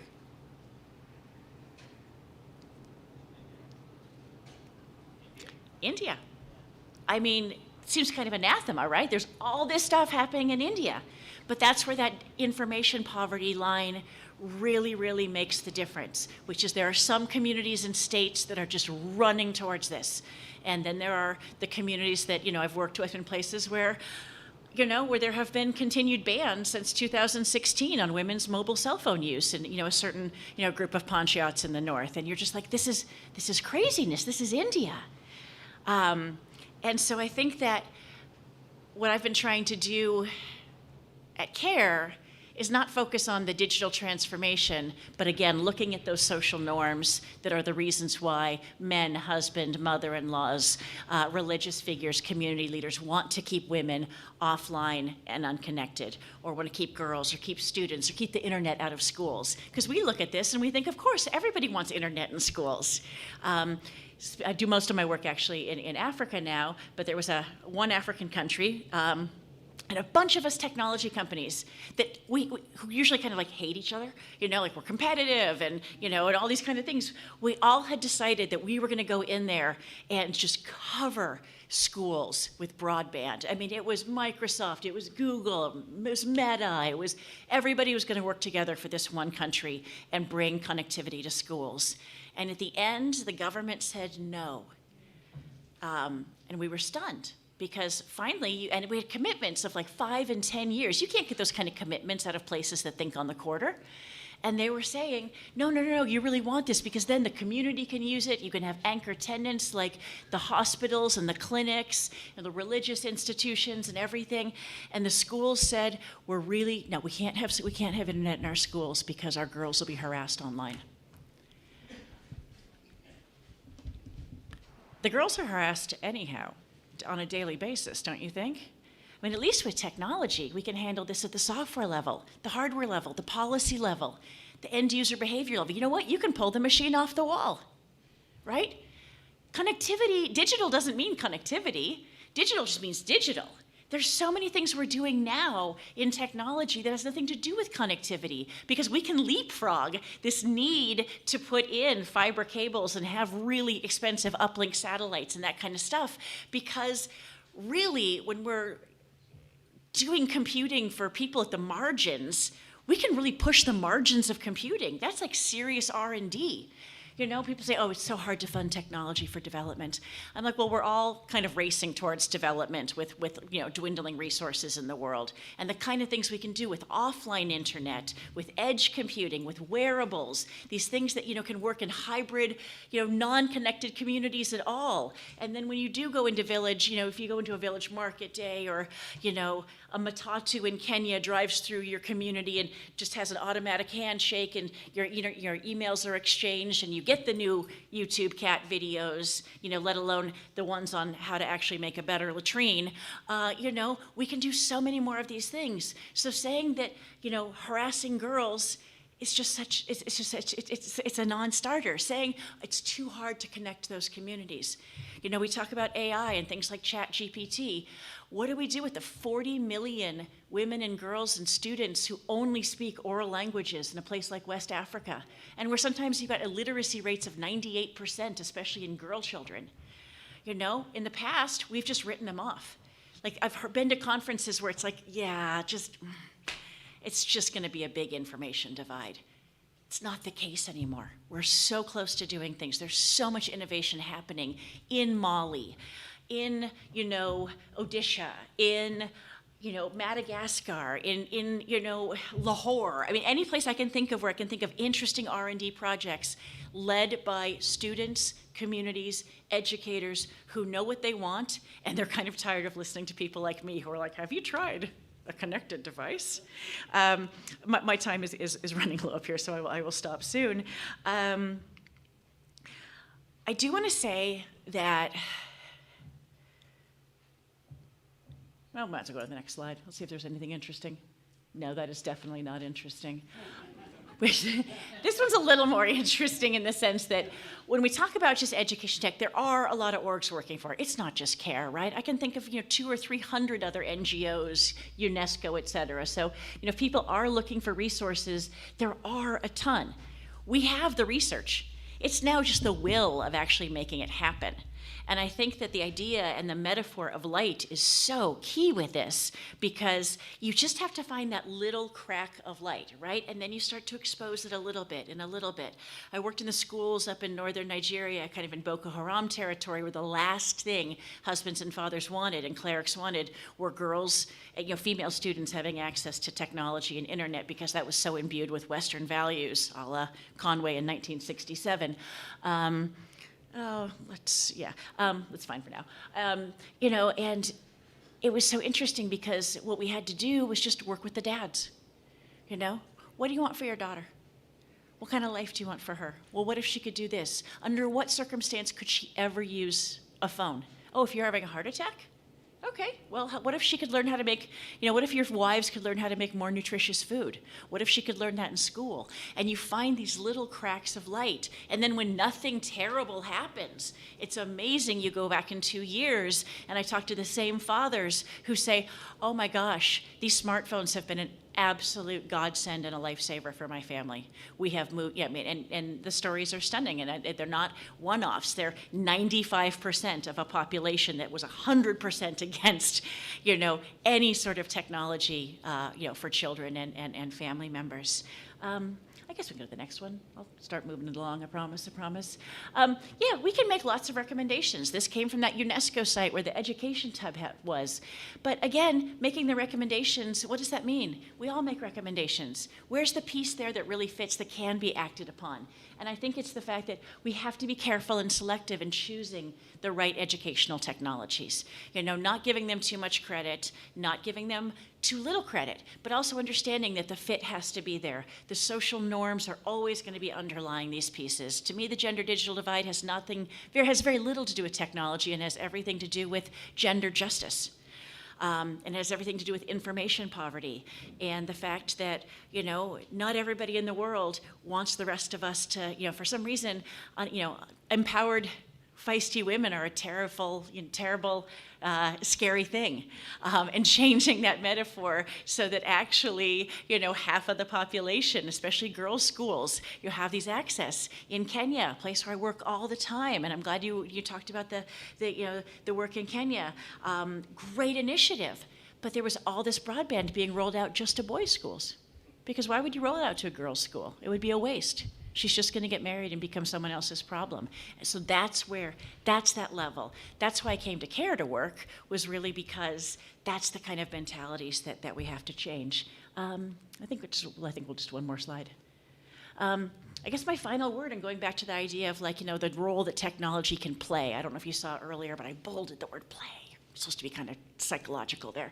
But, the laptop itself, or the phone, it's a source of light. Right? When I'm in a community, I like to do what I call, I used to call them my smoking and drinking circles, which is not a great way of putting it, but when I was doing my field work as a PhD student, I would sit on a chair, I'd get a big bunch of Fanta, a lot of cigarettes, and let everybody from the community come, take what they wanted, and talk to me about technology and their fears. Later on, that became a little more refined to working with younger students and working with people who were like, what do you have over there? And I'm like, I don't know, what do you want to see? And they're like, what's the biggest fish in the world? And you pull up a whale. I don't think a whale is a fish, so I'm sorry, I'm not a marine biologist, but they're big, right? I mean, they're darn big. And you're looking at somebody who's inland Nepal, who's never seen a whale, and they're like, oh my gosh, well, what about this? And then, a little bit more, and then a little bit more, and then the parents come by. It's fun. It's confidence building. It's taking 10 minutes out of your life to spark that little bit of play and creativity and curiosity that we all have, but it just gets so damped down by social norms, by life, by pressures, by how messed up we all are after COVID.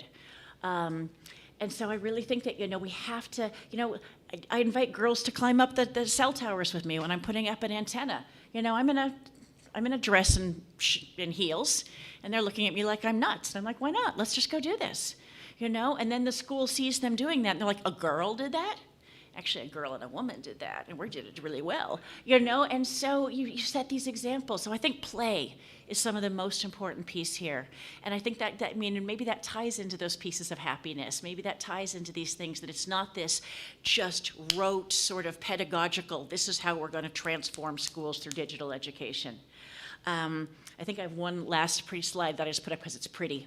And I really liked this slide because it's done from one of my very favorite transformative educational organizations that happens to be in India. It's called Digital Empowerment Foundation, run by a gentleman named Osama Manzar, if anybody knows him.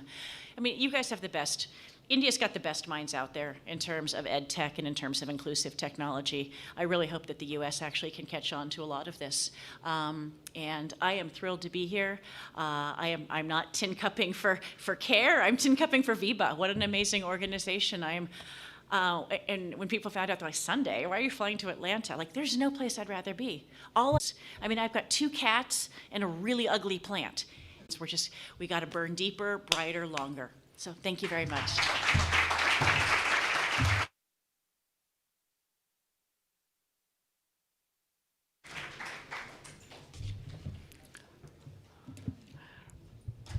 Just one word, amazing, right?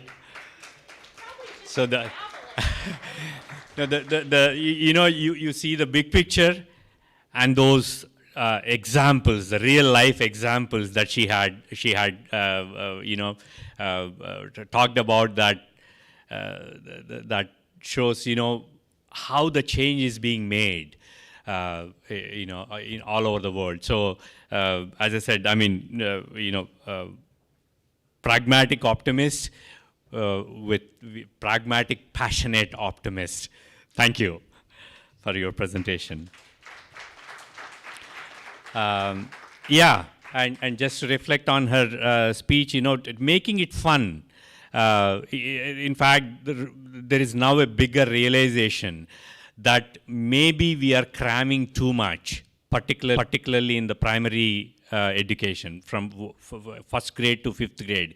Maybe they don't need to learn so much at that age. What is most important is that they learn. And how do we make that happen? Through playful methods. Whatever they are, first and foremost, they need to be engaged, and there's no better way of engaging them than through playful material. So even in digital transformation, how to make it fun is what is being really focused on, and this came about a lot during my participation in the 2-day summit in Trivandrum as well. Next, we'll move on to the next speaker, Miss Julie Brennen. Born and raised in Vieques, Puerto Rico, Julie Brennen is the publisher of My Forsyth magazine in Atlanta, now in its 13th year. She has over 30 years of experience in the fields of marketing and advertising. Julie holds a bachelor's degree in psychology and a master's degree in business administration. Her interest in writing began when she worked as public affairs specialist for the Morale, Welfare and Recreation Department at the U.S. Naval Base in Puerto Rico. She is the chair of the board of directors of an organization called Mentor Me in Georgia. Mentor Me serves youth age 6 to 17 through programs such as one-on-one mentoring, after-school enrichment, and group mentoring programs. Since inception, they have helped 5,000 children in our communities. She also serves as the executive director for Corner Farms, Forsyth, whose mission is to provide immediate and ongoing assistance to at-risk individuals and families through mentorship, counseling, and support. As I'm preparing for this presentation and knowing more about each of our speakers, I learned more about Mentor Me program, and I'm so thankful and grateful to have these organizations that are taking care of our very much need of our students in the communities. With that, I request you to share your insights on this topic.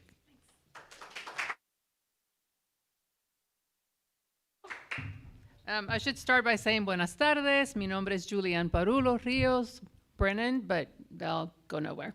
So I'm Puerto Rican, born and raised in the island of Vieques. It's a little island off the coast of Puerto Rico, 3 miles wide by 17 miles long. And I always say that because the honor that you have given me to allow me to be here is amazing. My little island, when I graduated from high school in 1980, I'm older than you, I'm 60. I remember we still hold being the largest graduating class in Vieques, 104 students. Yeah, that's what I think. And I expect you guys to at least go home tonight and type in VIEQUES. That's the name of my little island. I'm taking notes and I'm listening to everyone. I'm just blown away by all of this. What you guys are doing to make a difference in the lives of your communities back home in India is remarkable and exemplary. And for that, I'm honored. So I'm going to tell you a little bit, perhaps not exactly what you want to hear, but I'm going to tell you because I am a volunteer. And as I started thinking about policy changes and, oh my gosh, technology, I was so happy to get this. I've never seen one in my life. So that tells you how much I know about technology. I do know how to take notes on my phone. And I realized that in order to be impactful, we should truly consider volunteering and mentoring. When you volunteer, you become a little extra. You become something a lot larger than who you are. I know we all work. We have busy lives. But if you can take an hour a day, spend it with someone else, helping them out navigate life, navigate school, the impact is tremendous. And I use Mentor Me North Georgia, thank you for bringing that up as an example. One of the things we do is we spend an hour with a student. We're not teachers, we're just regular people that want to help out. And by spending an hour with a child, they remind us of humanity. They remind us of how lucky we are to be here today. We are able to speak with them, we're able to listen to them, and the best example I can give you is this one. 3 weeks ago, we started a summer program for mentoring after school. This young lady came in with her mom. The young lady is 10 and her mom is 28. She sat down and I could tell that girl did not want to be there. That 10-year-old was angry. And I'm supposed to be her mentor. And I'm going, this is going nowhere real fast. So the young lady sits in a corner. She gives me the look of, don't come near me. So I did. And I said, listen, I'm Julie. You don't know me and I don't know you. But we're going to get along. You know why? Because we have one thing in common. We don't know each other and we speak Spanish. But for now, I'm going to let you just sit there. I found out from the mom she had just reached US 2 weeks before that, straight from Mexico. So of course she was angry. She's in a room with strangers, speaking a different language that she does not understand. And this Puerto Rican shows up and tells her, we're going to be friends. I will tell you this, we never spoke for that hour, but I watched her and she watched me. We were scoping each other out. We were trying to figure out, are we going to get along or not? The following week, she comes over, she goes, ready for me? I say, yeah, girl, I am. We sat, and for an hour, I realized to teach her English. Now, what the book was saying for me to teach her, but to teach her English. So we did numbers. Boom, 10 minutes later, she's an expert. And she goes, well, let me show you what I can do. She did math because numbers are the same. She sat down and she was telling me how to do math. Well, I still remember, even though I'm 61, I still remember math with one another. And we played Yahtzee. And I say that to say this, it's because of volunteering and mentoring that I'm hoping I can make a difference in someone's life. And I know they're making a change in my life too. And hopefully that can help with policy changing. Because when you're part of something, when you're embedded into the community, you learn what matters, what doesn't, as opposed to being up here and telling people what to do, how to do it, and when to do it. That's great. We all have ideas. I have millions of ideas, but they're going nowhere until I'm part of the solution by being part of the community that I want to change. Because eventually that community will probably change me too. They will teach me something new. You two have taught me new things. All of you will probably are able to teach me something new as well. Someone told me this recently, and I'm going to read it because I don't want to mess it up. Because sometimes I think Spanish, deliver English, and it's a mishmash of words. But this person told me that communication is the gap between success and failure. We do things because we can do it and we know how because I know better than you do. No, you don't. Let's talk. Let's learn from one another. Let's figure out what is best for those communities we serve, and then let's make an impact by making a change. You inspired me to go back to my little island of Thank you, Vieques. Because as I hear you speak about the challenges in India, we have them too. Not everybody has one of these. We never got to see one of these. Yes, we have computers, maybe, one for every 20 kids. We're trying to figure out ways to make it happen. And for that, I'm grateful, as I am grateful to you guys because of the impact you want to do in your communities. I thank you so much humbly for allowing me to be here. This is big for my little island because I can guarantee you that no one from Vieques, Puerto Rico has ever gotten a chance to do this, and for that I'm very proud. Thank you.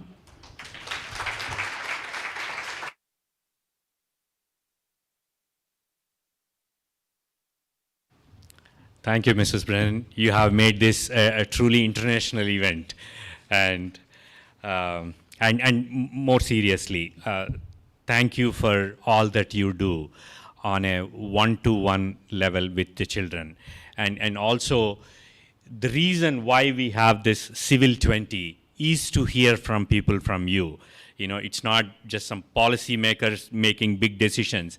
It is from these communities, from the people that are actually doing the one-on-one work to give the input, to give the recommendations, to see what works, what is important, what is being missed in a big picture, and losing on these important insights. So thank you for bringing that to today's presentation. So today, next session, I hope you all have some questions. Please pass them forward. We will have all the speakers sit here and they will answer your questions in the next 20-30 minutes. Yeah.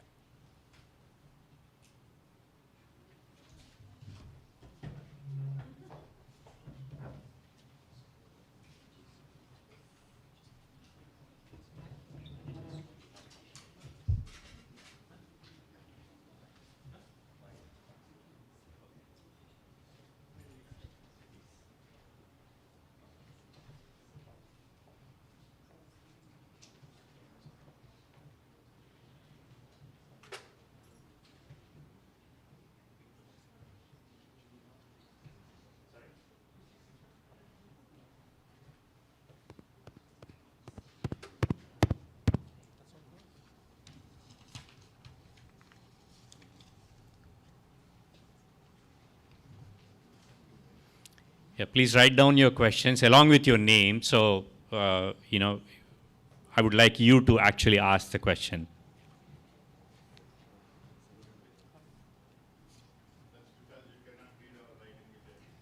I know, that's why I need your name. I truly am not able to read one of this. Yeah.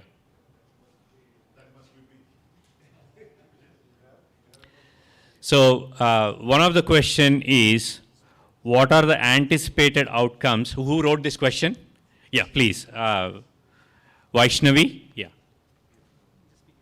I have to see the question.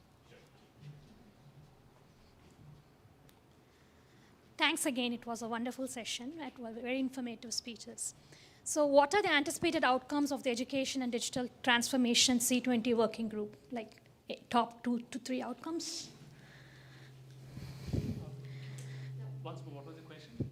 What are the anticipated outcomes of the Education and Digital Transformation C20 working group? So maybe I should probably take that question. I'm good. I'm good. That's fine. Thank you. So the basic, as far as the working group is concerned, there is only one outcome. The outcome is we build a policy manual from all the various sub-themes that we had under the education and digital transformation. And that policy manual covers all these various areas, along with all the specific recommendations made by eminent speakers and workers, people who work in that field. So the basic and the main outcome is we put them all together in a white paper format and forward it to the G20 leaders. So that's the primary thing. But it's not as easily done as being said, because after this level, there's a lot of politics involved, because one thing I understood, one way of how it's going to function I understood is, by end of June, we need to give them a draft which goes around to all the G20 countries, and they take a look and they come back telling, these are some of the policies we are interested in, and these are some policies we are not even thinking about. When that happens, now they have to think about how do they actually incorporate all this in the resolution that they would sign in September. And that's very political in nature, completely out of our control. So I feel, one, the primary thing is to build these policies based on all the deliberations that we have had. That's one. But more importantly, two, like what Amma was mentioning about, don't wait for the world leaders to make the change. You be the change and you make that change. So that's why all these initiatives and various projects that have come forth as part of the C20 initiatives, so that we start making this change bottom up rather than waiting to have the change begin from top to bottom. So I think that's the best way I could answer your question. Thank you.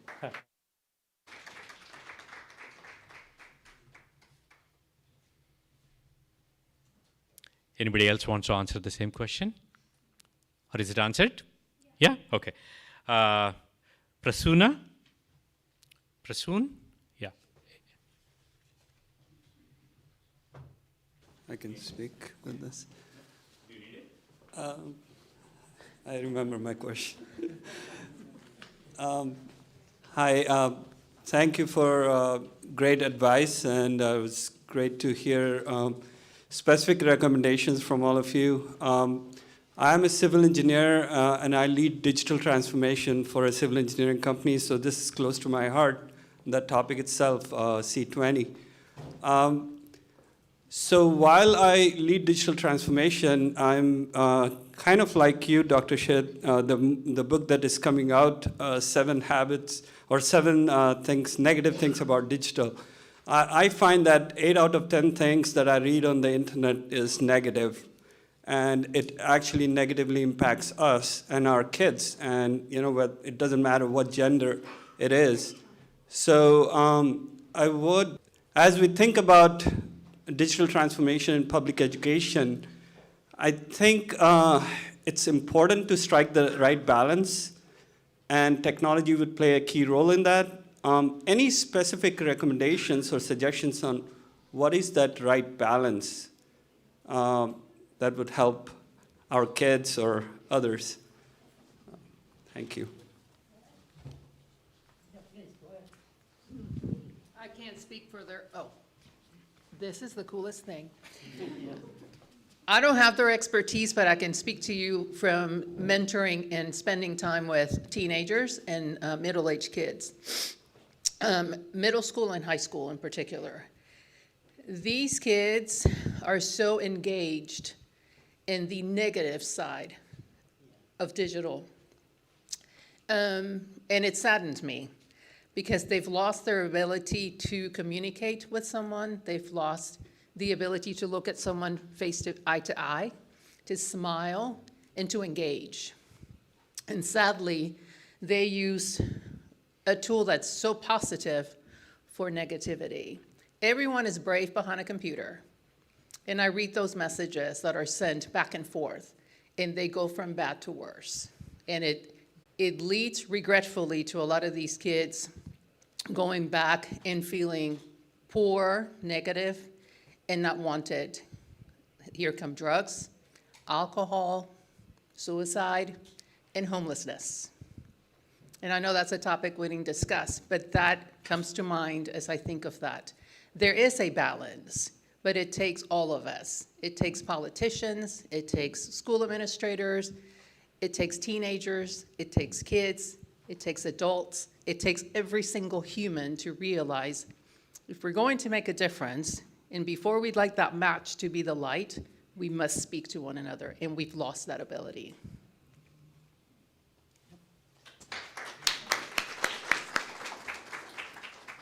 Go ahead. No, all you. I actually don't, yeah.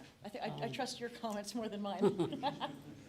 No, I think every medium, and we have not treated internet as a medium, always had some public policy regulation, whether it's radio, television, print, cable, streaming now, same way. This is where there's a huge difference between countries. Continental Europeans believe in public policy intervention before the problem arises. We allow the market-free process. You know, we are a cowboy capitalism country. We allow market process failure, and then after the failure, we say, what can we do now? So in the case of content especially, our belief is that the public policy regulation globally will not happen in America. We are too much on the extreme freedom side. What will happen in other nations who will combine together, either using United Nations as a platform, come out with strong recommendations. For example, do not subscribe. Privacy activities began in continental Europe, did not begin in America. So we are quite often allowing market process too long for it to fail, and then we wake up, essentially. So to me, in the meanwhile, we have to suffer. Personally, I believe, and I'm very strong in my view on this one, probably wrong, I think we just don't have time as parents to engage our children with us. They're just too busy. After the energy crisis in 74, 78, with outsourcing, downsizing, etc., none of us professionals is working 40 hours a week. 60, 70 hours work is demanding. Work comes first. Family comes second. We are not able to balance ourselves in the family. In my days, and I'll personalize it, when we were growing up, our children, it was a very nice routine. My wife was a homemaker. I went out to earn the bread. Children will come at 3 o'clock in the afternoon. During summer, they will play. Otherwise, they will do some indoor activities. My wife will make the meal. At about 6:30 Central American time, we'll all eat dinner together and watch Walter Cronkite. It was a family get-together. There was a situation comedies immediately prime time from 8 to 9. We all sat together and watched. Today, we just don't have time for that. Each one is on their own schedule. And to me, that has been a major change that's taking place. I've taken photos of my grandchildren sitting next to each, text messaging rather than talking to each other. Then I found out my wife and I were doing the same thing. I mean, talk about a reverse influence, child influencing you rather than, so I think to me, this technology is so addictive, so attractive, we need to learn how to discipline. So in each of those chapters about the side effects, basically there's a huge series of recommendations of what you can do and what can be managed by ourselves as much as possible before the public policy and other ways tell us not to do by and large. Sorry for a long answer.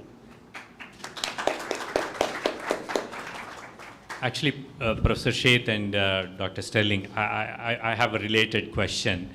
There is a push now to give a device, a personalized device to each child in the school by the government in the public schools, and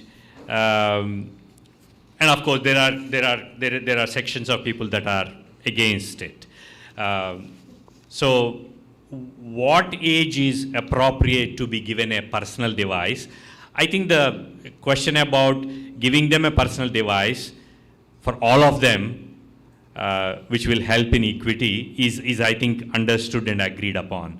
But there is a lot of debate on whether we should give a personal device in the very young age between pre-primary, pre-K to 5th grade. Can you please share your thoughts on that?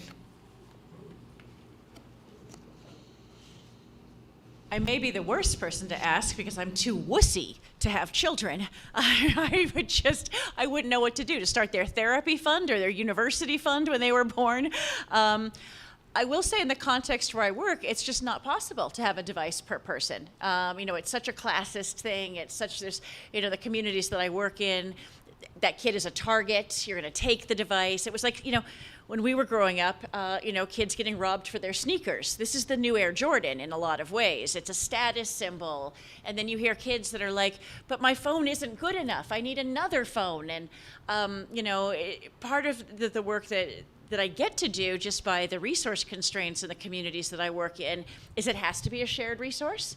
And in many ways, that forces a sense of community responsibility, but also community mentoring in the sense of, ooh, is this true, do you think? Building some critical thinking about an internet or mobile-based experience, or should we be looking at this? And having those dialogues. So I actually think that, a shared device can be an interesting catalyst for some social capital, but in a modern world, you parents, man, you have all my respect. It basically, Vijay, reminds me of my younger days. I was allowed by my parents, who were merchant community, education is not the important thing to them. I would have been a grade school graduate running a little panwala shop. Think about that, becoming a professor. I was curious. I was allowed to read adult novels in those days, whatever they were considered adult novels, not Lord of the Rings, but something a little better than that. And I must be 9, 10 years old. And I was amazed because I had older sisters who were mentoring me. Mm-hmm. I had older brothers who were working, but it's very fascinating. So in many ways, by the time you think about the device coming in the hand of a child and age, horse may be out of the barn. It's early socialization that's more important in the family as a foundation, is my view. If you wanted to exactly give you the name of the age, then I can tell you, we have done a lot of consumer research on children. I've done that thing. At about age 8, 9, 10 is the transition. Mm-hmm. Before that one, they believe everything in advertising. Mm-hmm. Like God. It's truth. By about 9 years old, when they have a house allowance or personal allowance, when they buy out of their money, they are skeptical. Mm-hmm. So there's a transitional age, which is pre-teen actually, during which time they begin to have a sense of responsibility. Their own inner drive shapes what is right or wrong in many ways. Mm-hmm. But this is where I forgot to mention in my recommendation, in the holistic thing, I think France is the only nation where it is mandatory, I'm told, in primary school to have meditation and yoga. I strongly believe early education, primary school, is where the values are established, code of conduct is established. And I'll go a little further. In my generation, we did not talk all the time as a child. There were boundaries drawn by time and place. You got the signal from parents to say, that's not your time, that's not your place. Today you see children 24/7. There's no boundaries drawn. Again, I think it's early socialization that's very key in all of these initiatives. By the time you think about when to give the device, the horse is out of the barn, my view. Mm-hmm. Mrs. Brennen, sorry. Yeah. Stronger view than probably I should be expressing. In your experience of working with one-on-one with children? I always look at these things as a tool, not my best friend. And I've noticed that with a lot of the kids that I mentor, or they mentor me. That's the name of the organization, don't forget, Mentor Me North Georgia. If this becomes the only source of information and friendship, it's a problem. If it becomes a tool that you can use to learn, to teach, and to move the needle forward, it's okay. Great. Okay, thank you. Yes. Please, of course.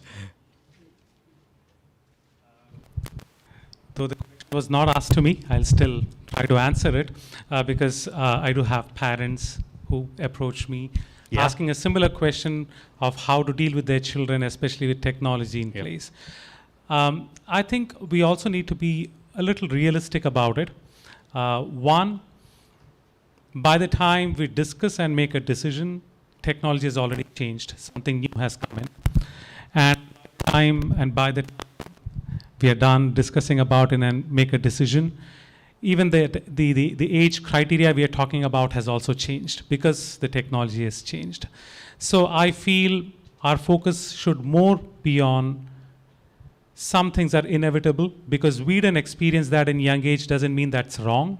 So best what we can control is how they use it. Mm-hmm. The question is not whether they use it, they are going to use it some way or the other, whether we stop them from doing it or not. How they use it is something we can think about and make a decision about. Take time and do that. Yeah. No, thank you, Swamiji. No, my question was actually more specific to in the classroom. Should we allow the device in the process of learning, or should we keep it outside, interactive between the teacher and the student? But yeah, please. I'm allowed to have paper and pencil. It is the digital forms. Really allowing the device in the classroom probably puts better discipline in some fashion. Now, at the college level, we don't allow text messaging because the students are constantly text messaging what you hear from them, and quite often sharing information. But we basically say you are not paying attention to the professor or the teacher. But if the device is used for teaching itself, I think it's quite fine. Yep. I agree. I think that, students of mine right now are always going to they love ChatGPT, right? They adore it. I love it. But at the same time, there's the time, there's the place for it. I can tell who's turned in a ChatGPT paper, and I ask, okay, so why did you do that? And they're like, well, I had a ton of stuff going. I mean, it's almost a conversation starter. Mm-hmm. Like, was this a good tool for you, or was this, not a great tool for you? What's going on in your life that you couldn't get to a library or that kind of stuff? And I think that now your traditional essay writing is going to be out the door. There's no way of staying ahead of this. So as educators, we have to be more creative and figure out where does this tool behoove us in the classroom? How do we figure out the rules of engagements with students? And I do that as young as freshmen in college. Yep. Let's figure out the rules. We have a covenant for how this is going to work. If you're not into it, why be in the class? So, but it's just going to get more and more interesting. Absolutely, yeah. Thank you. Next question. Let me add one little thing. I look at the two of you because you remind me of so many things as I look at both of you. Ask those kids and those teenagers and those middle school kids, what's the value of this computer in your hand? We can come up with brilliant ideas because we teach, we learn, we're older, but they're the ones that are using it. Mm-hmm. So let's find out from them. Yeah. Is it helping you? Just a thought. Yeah. I'll come to you. Before that, Ani, your next question. Yeah. Okay, how does it work? Okay, great. First of all, thank you to all the panelists and speakers. A special thanks to Two of you who are from not from Atlanta. So thank you for joining us. My question is, digital transformation in education is coming at a very rapid pace. Part one, how a brick and mortar university college system can handle such change in curriculum. Two, shouldn't we divide it into for a haves and have-not world? You know, Revi talked about have-nots of the world, the poorer countries and cities where you cannot afford to give them computers and all. And the question from the haves world is that if it is coming digitally so fast that you have to change, then why do we need to pay such high education costs to expensive universities and colleges? We have discussed the part of the problem about have-nots, which we all know. You know, yeah, we need to provide education systems, computers, and all those things. But in the haves world also, even in US, it is becoming difficult for parents to afford high education fees. Dr. Sheth, I'm not looking at you right now. No, I totally agree with you. Actually, it's we have made it higher education so unaffordable, and there are ways out. And I'll give you a live example. I taught at University of Illinois Urbana-Champaign in the College of Commerce Business School. They decided the full-time, daytime MBA is so expensive to run it, and the out-of-state people who came in, not Illinois, the fees were twice typically. So they had a limited, nobody really wants to go to Champaign, Illinois, unless you are in engineering, computer science, etc. It's a pretty tough place, isolated. Great campus, by the way, I must tell you. So the dean decided he will go online. Coursera as a platform. This year they will have 6,000 MBAs from 50 countries, cash flow positive, because the dean also got the approval from the Board of Regents or whatever they call it in that state, that the out-of-state tuition will be the same as state tuition, which is only $22,000 for a first-year MBA. Now, I will take, if it's okay with you, I'll take slightly a detour, because there's a whole paper I've written on this one. If you take the agricultural age technology, except for the land which is inherited, all the cost is variable cost. Your total cost is variable cost, which is why we have the annual crop season and all that stuff, because the tax comes from crops and all that. In the industrial age, it becomes total cost as variable plus fixed cost. Fixed cost is about 40%. And we came out with a marginal pricing theory. Next pricing of the next unit should be equal to marginal cost, where you maximize your profit. This technology is very different, which is why the traditional industrial age corporations can't make the transition. In this technology, there are only two elements, chips and software. To make the first chip from factory would be about $2.5 billion, bigger than paper mills, steel mills, anything, and software alone, and chip the same way. So my total cost is fixed cost. If I have no marginal cost, which is zero, should I give it away free? Economics breaks down. Yes, you should give it away free, which is what social media is all about. You earn money from some other source, and you cannot maximize profits. This discontinuity is very key, which is where you see countries like China, India becoming strategically more important because they deliver volume to the level you could have imagined. I'm sorry to take a little longer time. Sure. I was involved in the commercialization of the cellular telephone from Bell Laboratories and AT&T, along with a law firm in Chicago. And our estimate was at that time, 1983, including outside consultants, that this mobile phone, cellular phone in this country, by the year 2000 will have no more than 950,000 subscribers. They missed a few billion because they did not realize China will be a big market.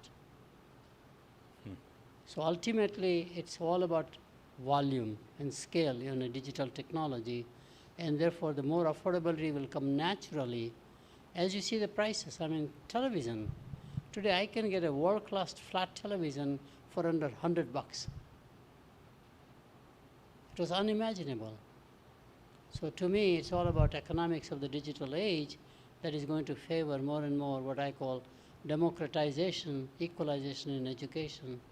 because Illinois succeeded, other business schools are now saying, can we go also online, for example? Brick and mortar is just too expensive. That's the main point. Okay?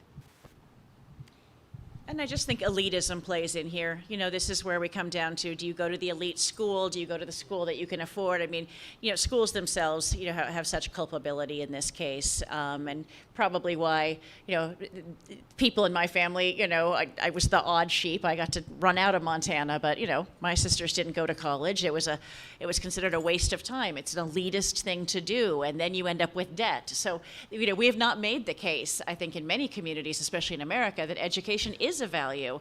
And honestly, that's why sometimes I really like working in other countries where the value of education is taken so much more seriously. So again, more for us to learn from other places that might have figured this out without these legacy systems and the bricks and mortar. Let me just, I can just make.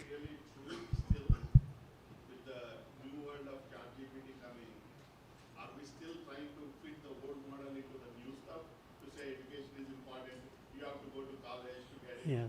Is that really necessary? It's very, Activity is the best process. very interesting. That is out there. And do we have time to navigate from this end of the spectrum to this end of the spectrum? I don't want my doctor being trained by ChatGPT.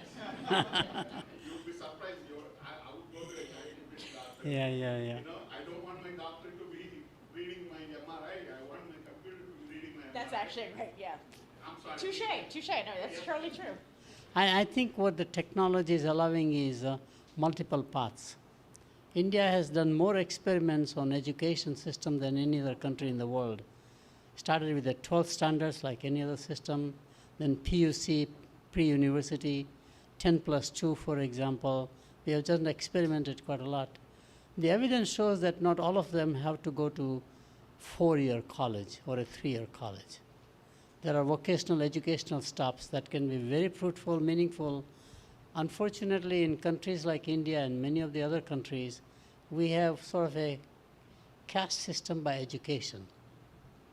We do not respect the, what I call dignity of labor. Mhm.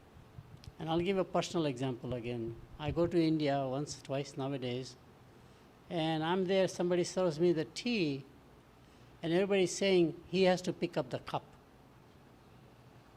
because he is the servant. We don't respect that. I think till we make in our own culture itself that any occupation is as good as any other occupation, respect for things done by hand. An electrician is as important, a garbage collector is as important. Can we give respect to them? I think that is where the key problem arises. Many of the societal norms have to change to accommodate the flexibility. So in this case, I'll make a last point. I'm very fond of entrepreneurship personally because it's the most egalitarian force ever. Entrepreneurship does not recognize gender. Women are better entrepreneurs, by the way. In Bangladesh, it has been shown. In India, it is being shown. Many emerging economies. Entrepreneurship does not recognize age. You can be young or old, and you can be an entrepreneur. Definitely does not recognize ethnic identity. Entrepreneurship can be from any ethnic group in the world.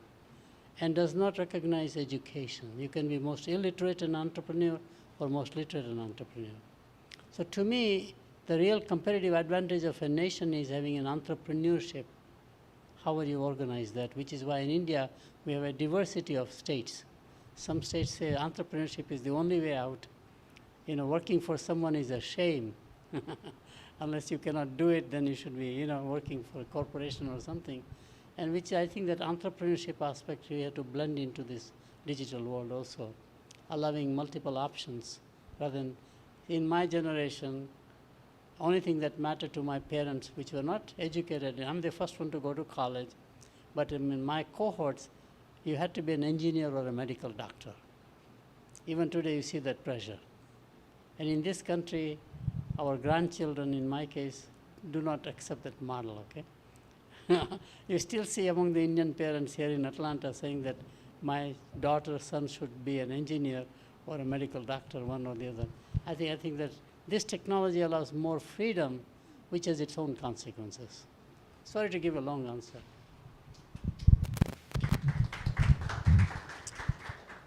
When I work with 13 teenagers up at East Forsyth High School, and I remember having a similar conversation about digital things and this and the other, and I finally told one of them, I said, the day that a 3D printer can print a juicy tomato that I can slice for my sandwich, I'll believe in all of it. But for right now, I don't. All right. We'll come to the last one or two questions. I'll request Apurva to ask the next question. Yeah. Hi, guys. Thank you guys for your talk as a student. You know, we're the future, or so we're told. And so it's really nice. Thank you. I appreciate it. I tried. But yeah, no, it was a fascinating talk, and thank you so much. So I have two different questions. I don't know if we have time for them, but I'll go over them quickly. The first one was, I know you guys were talking a lot about how the internet is a mode of connection and fun. Those are two things that we really need to incorporate in the education system, not only here, but in different countries. How feasible do you think it would be to have a collaboration system between kids in the United States who are not policy mandated, but kind of policy mandated, to help, you know, kids in other countries, right? Especially if they have, you know, bilingual abilities, to get on the internet and, like, you know, spend a couple hours and be like, hey, I can teach you English, I can teach you math, I can teach you science. Like, what do you guys think about a policy surrounding something like that? Since I have the mic, brilliant. And I remember this when I worked for the military back in Vieques, actually. Because of the limited access to the internet and books and what have you, we had 1 hour a week where we actually got video cameras and we were having conversations with kids from the big island of Puerto Rico.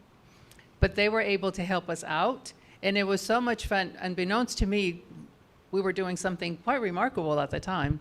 We were just trying to figure out what to do with 1 hour of our time. So to your point, I'm going to encourage you to put it in writing, make it into your mission, because it's a beautiful vision. Bring it up to C20, to Julie Brennen, to any of us. That is brilliant. You guys can mentor other kids. Having those conversations, use technology to your advantage. Use technology to help each other out. Brilliant. That's the best part of this whole thing right here. I totally echo and support peer-to-peer education learning probably is more powerful than somebody else trying to teach you. I totally agree. Same. Unanimous suggestion or improvement. Great. Okay. I mean, this can continue for a longer time. I have several questions here, but I apologize that, you know, we will have to close it at this point. So please stay for just 2 more minutes as I give my closing remarks.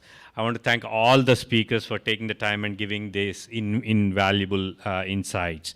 I would like to thank first Amma organizations for making Vibha a part of the C20 effort, and I'd personally thank Keshav Kumaran and Swami Ramanandamrita Chaitanya ji for you know, giving this opportunity and you know, fantastic collaboration. We were so happy to work together.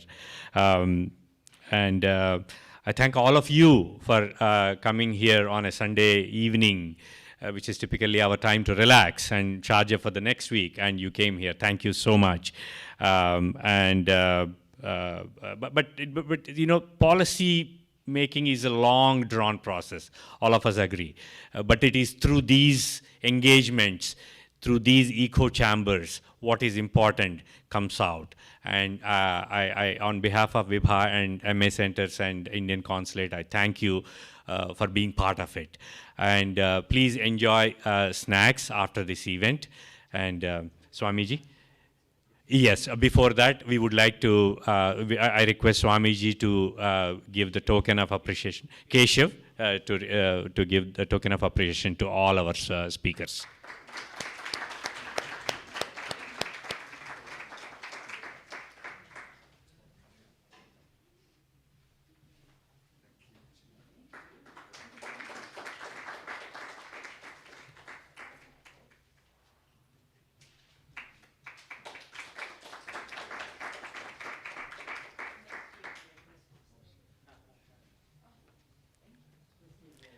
And with that, thank you. And please enjoy some snacks and please interact with all the distinguished speakers.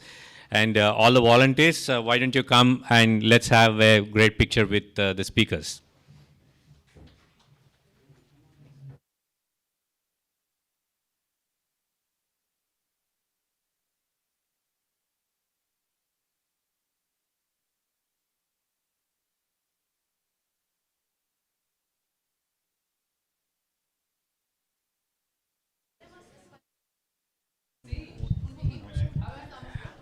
I think one person we didn't thank is Vijay ji, so we should probably thank him too for. And as we thank him, we are thanking Vibha, the organization as such. Thank you.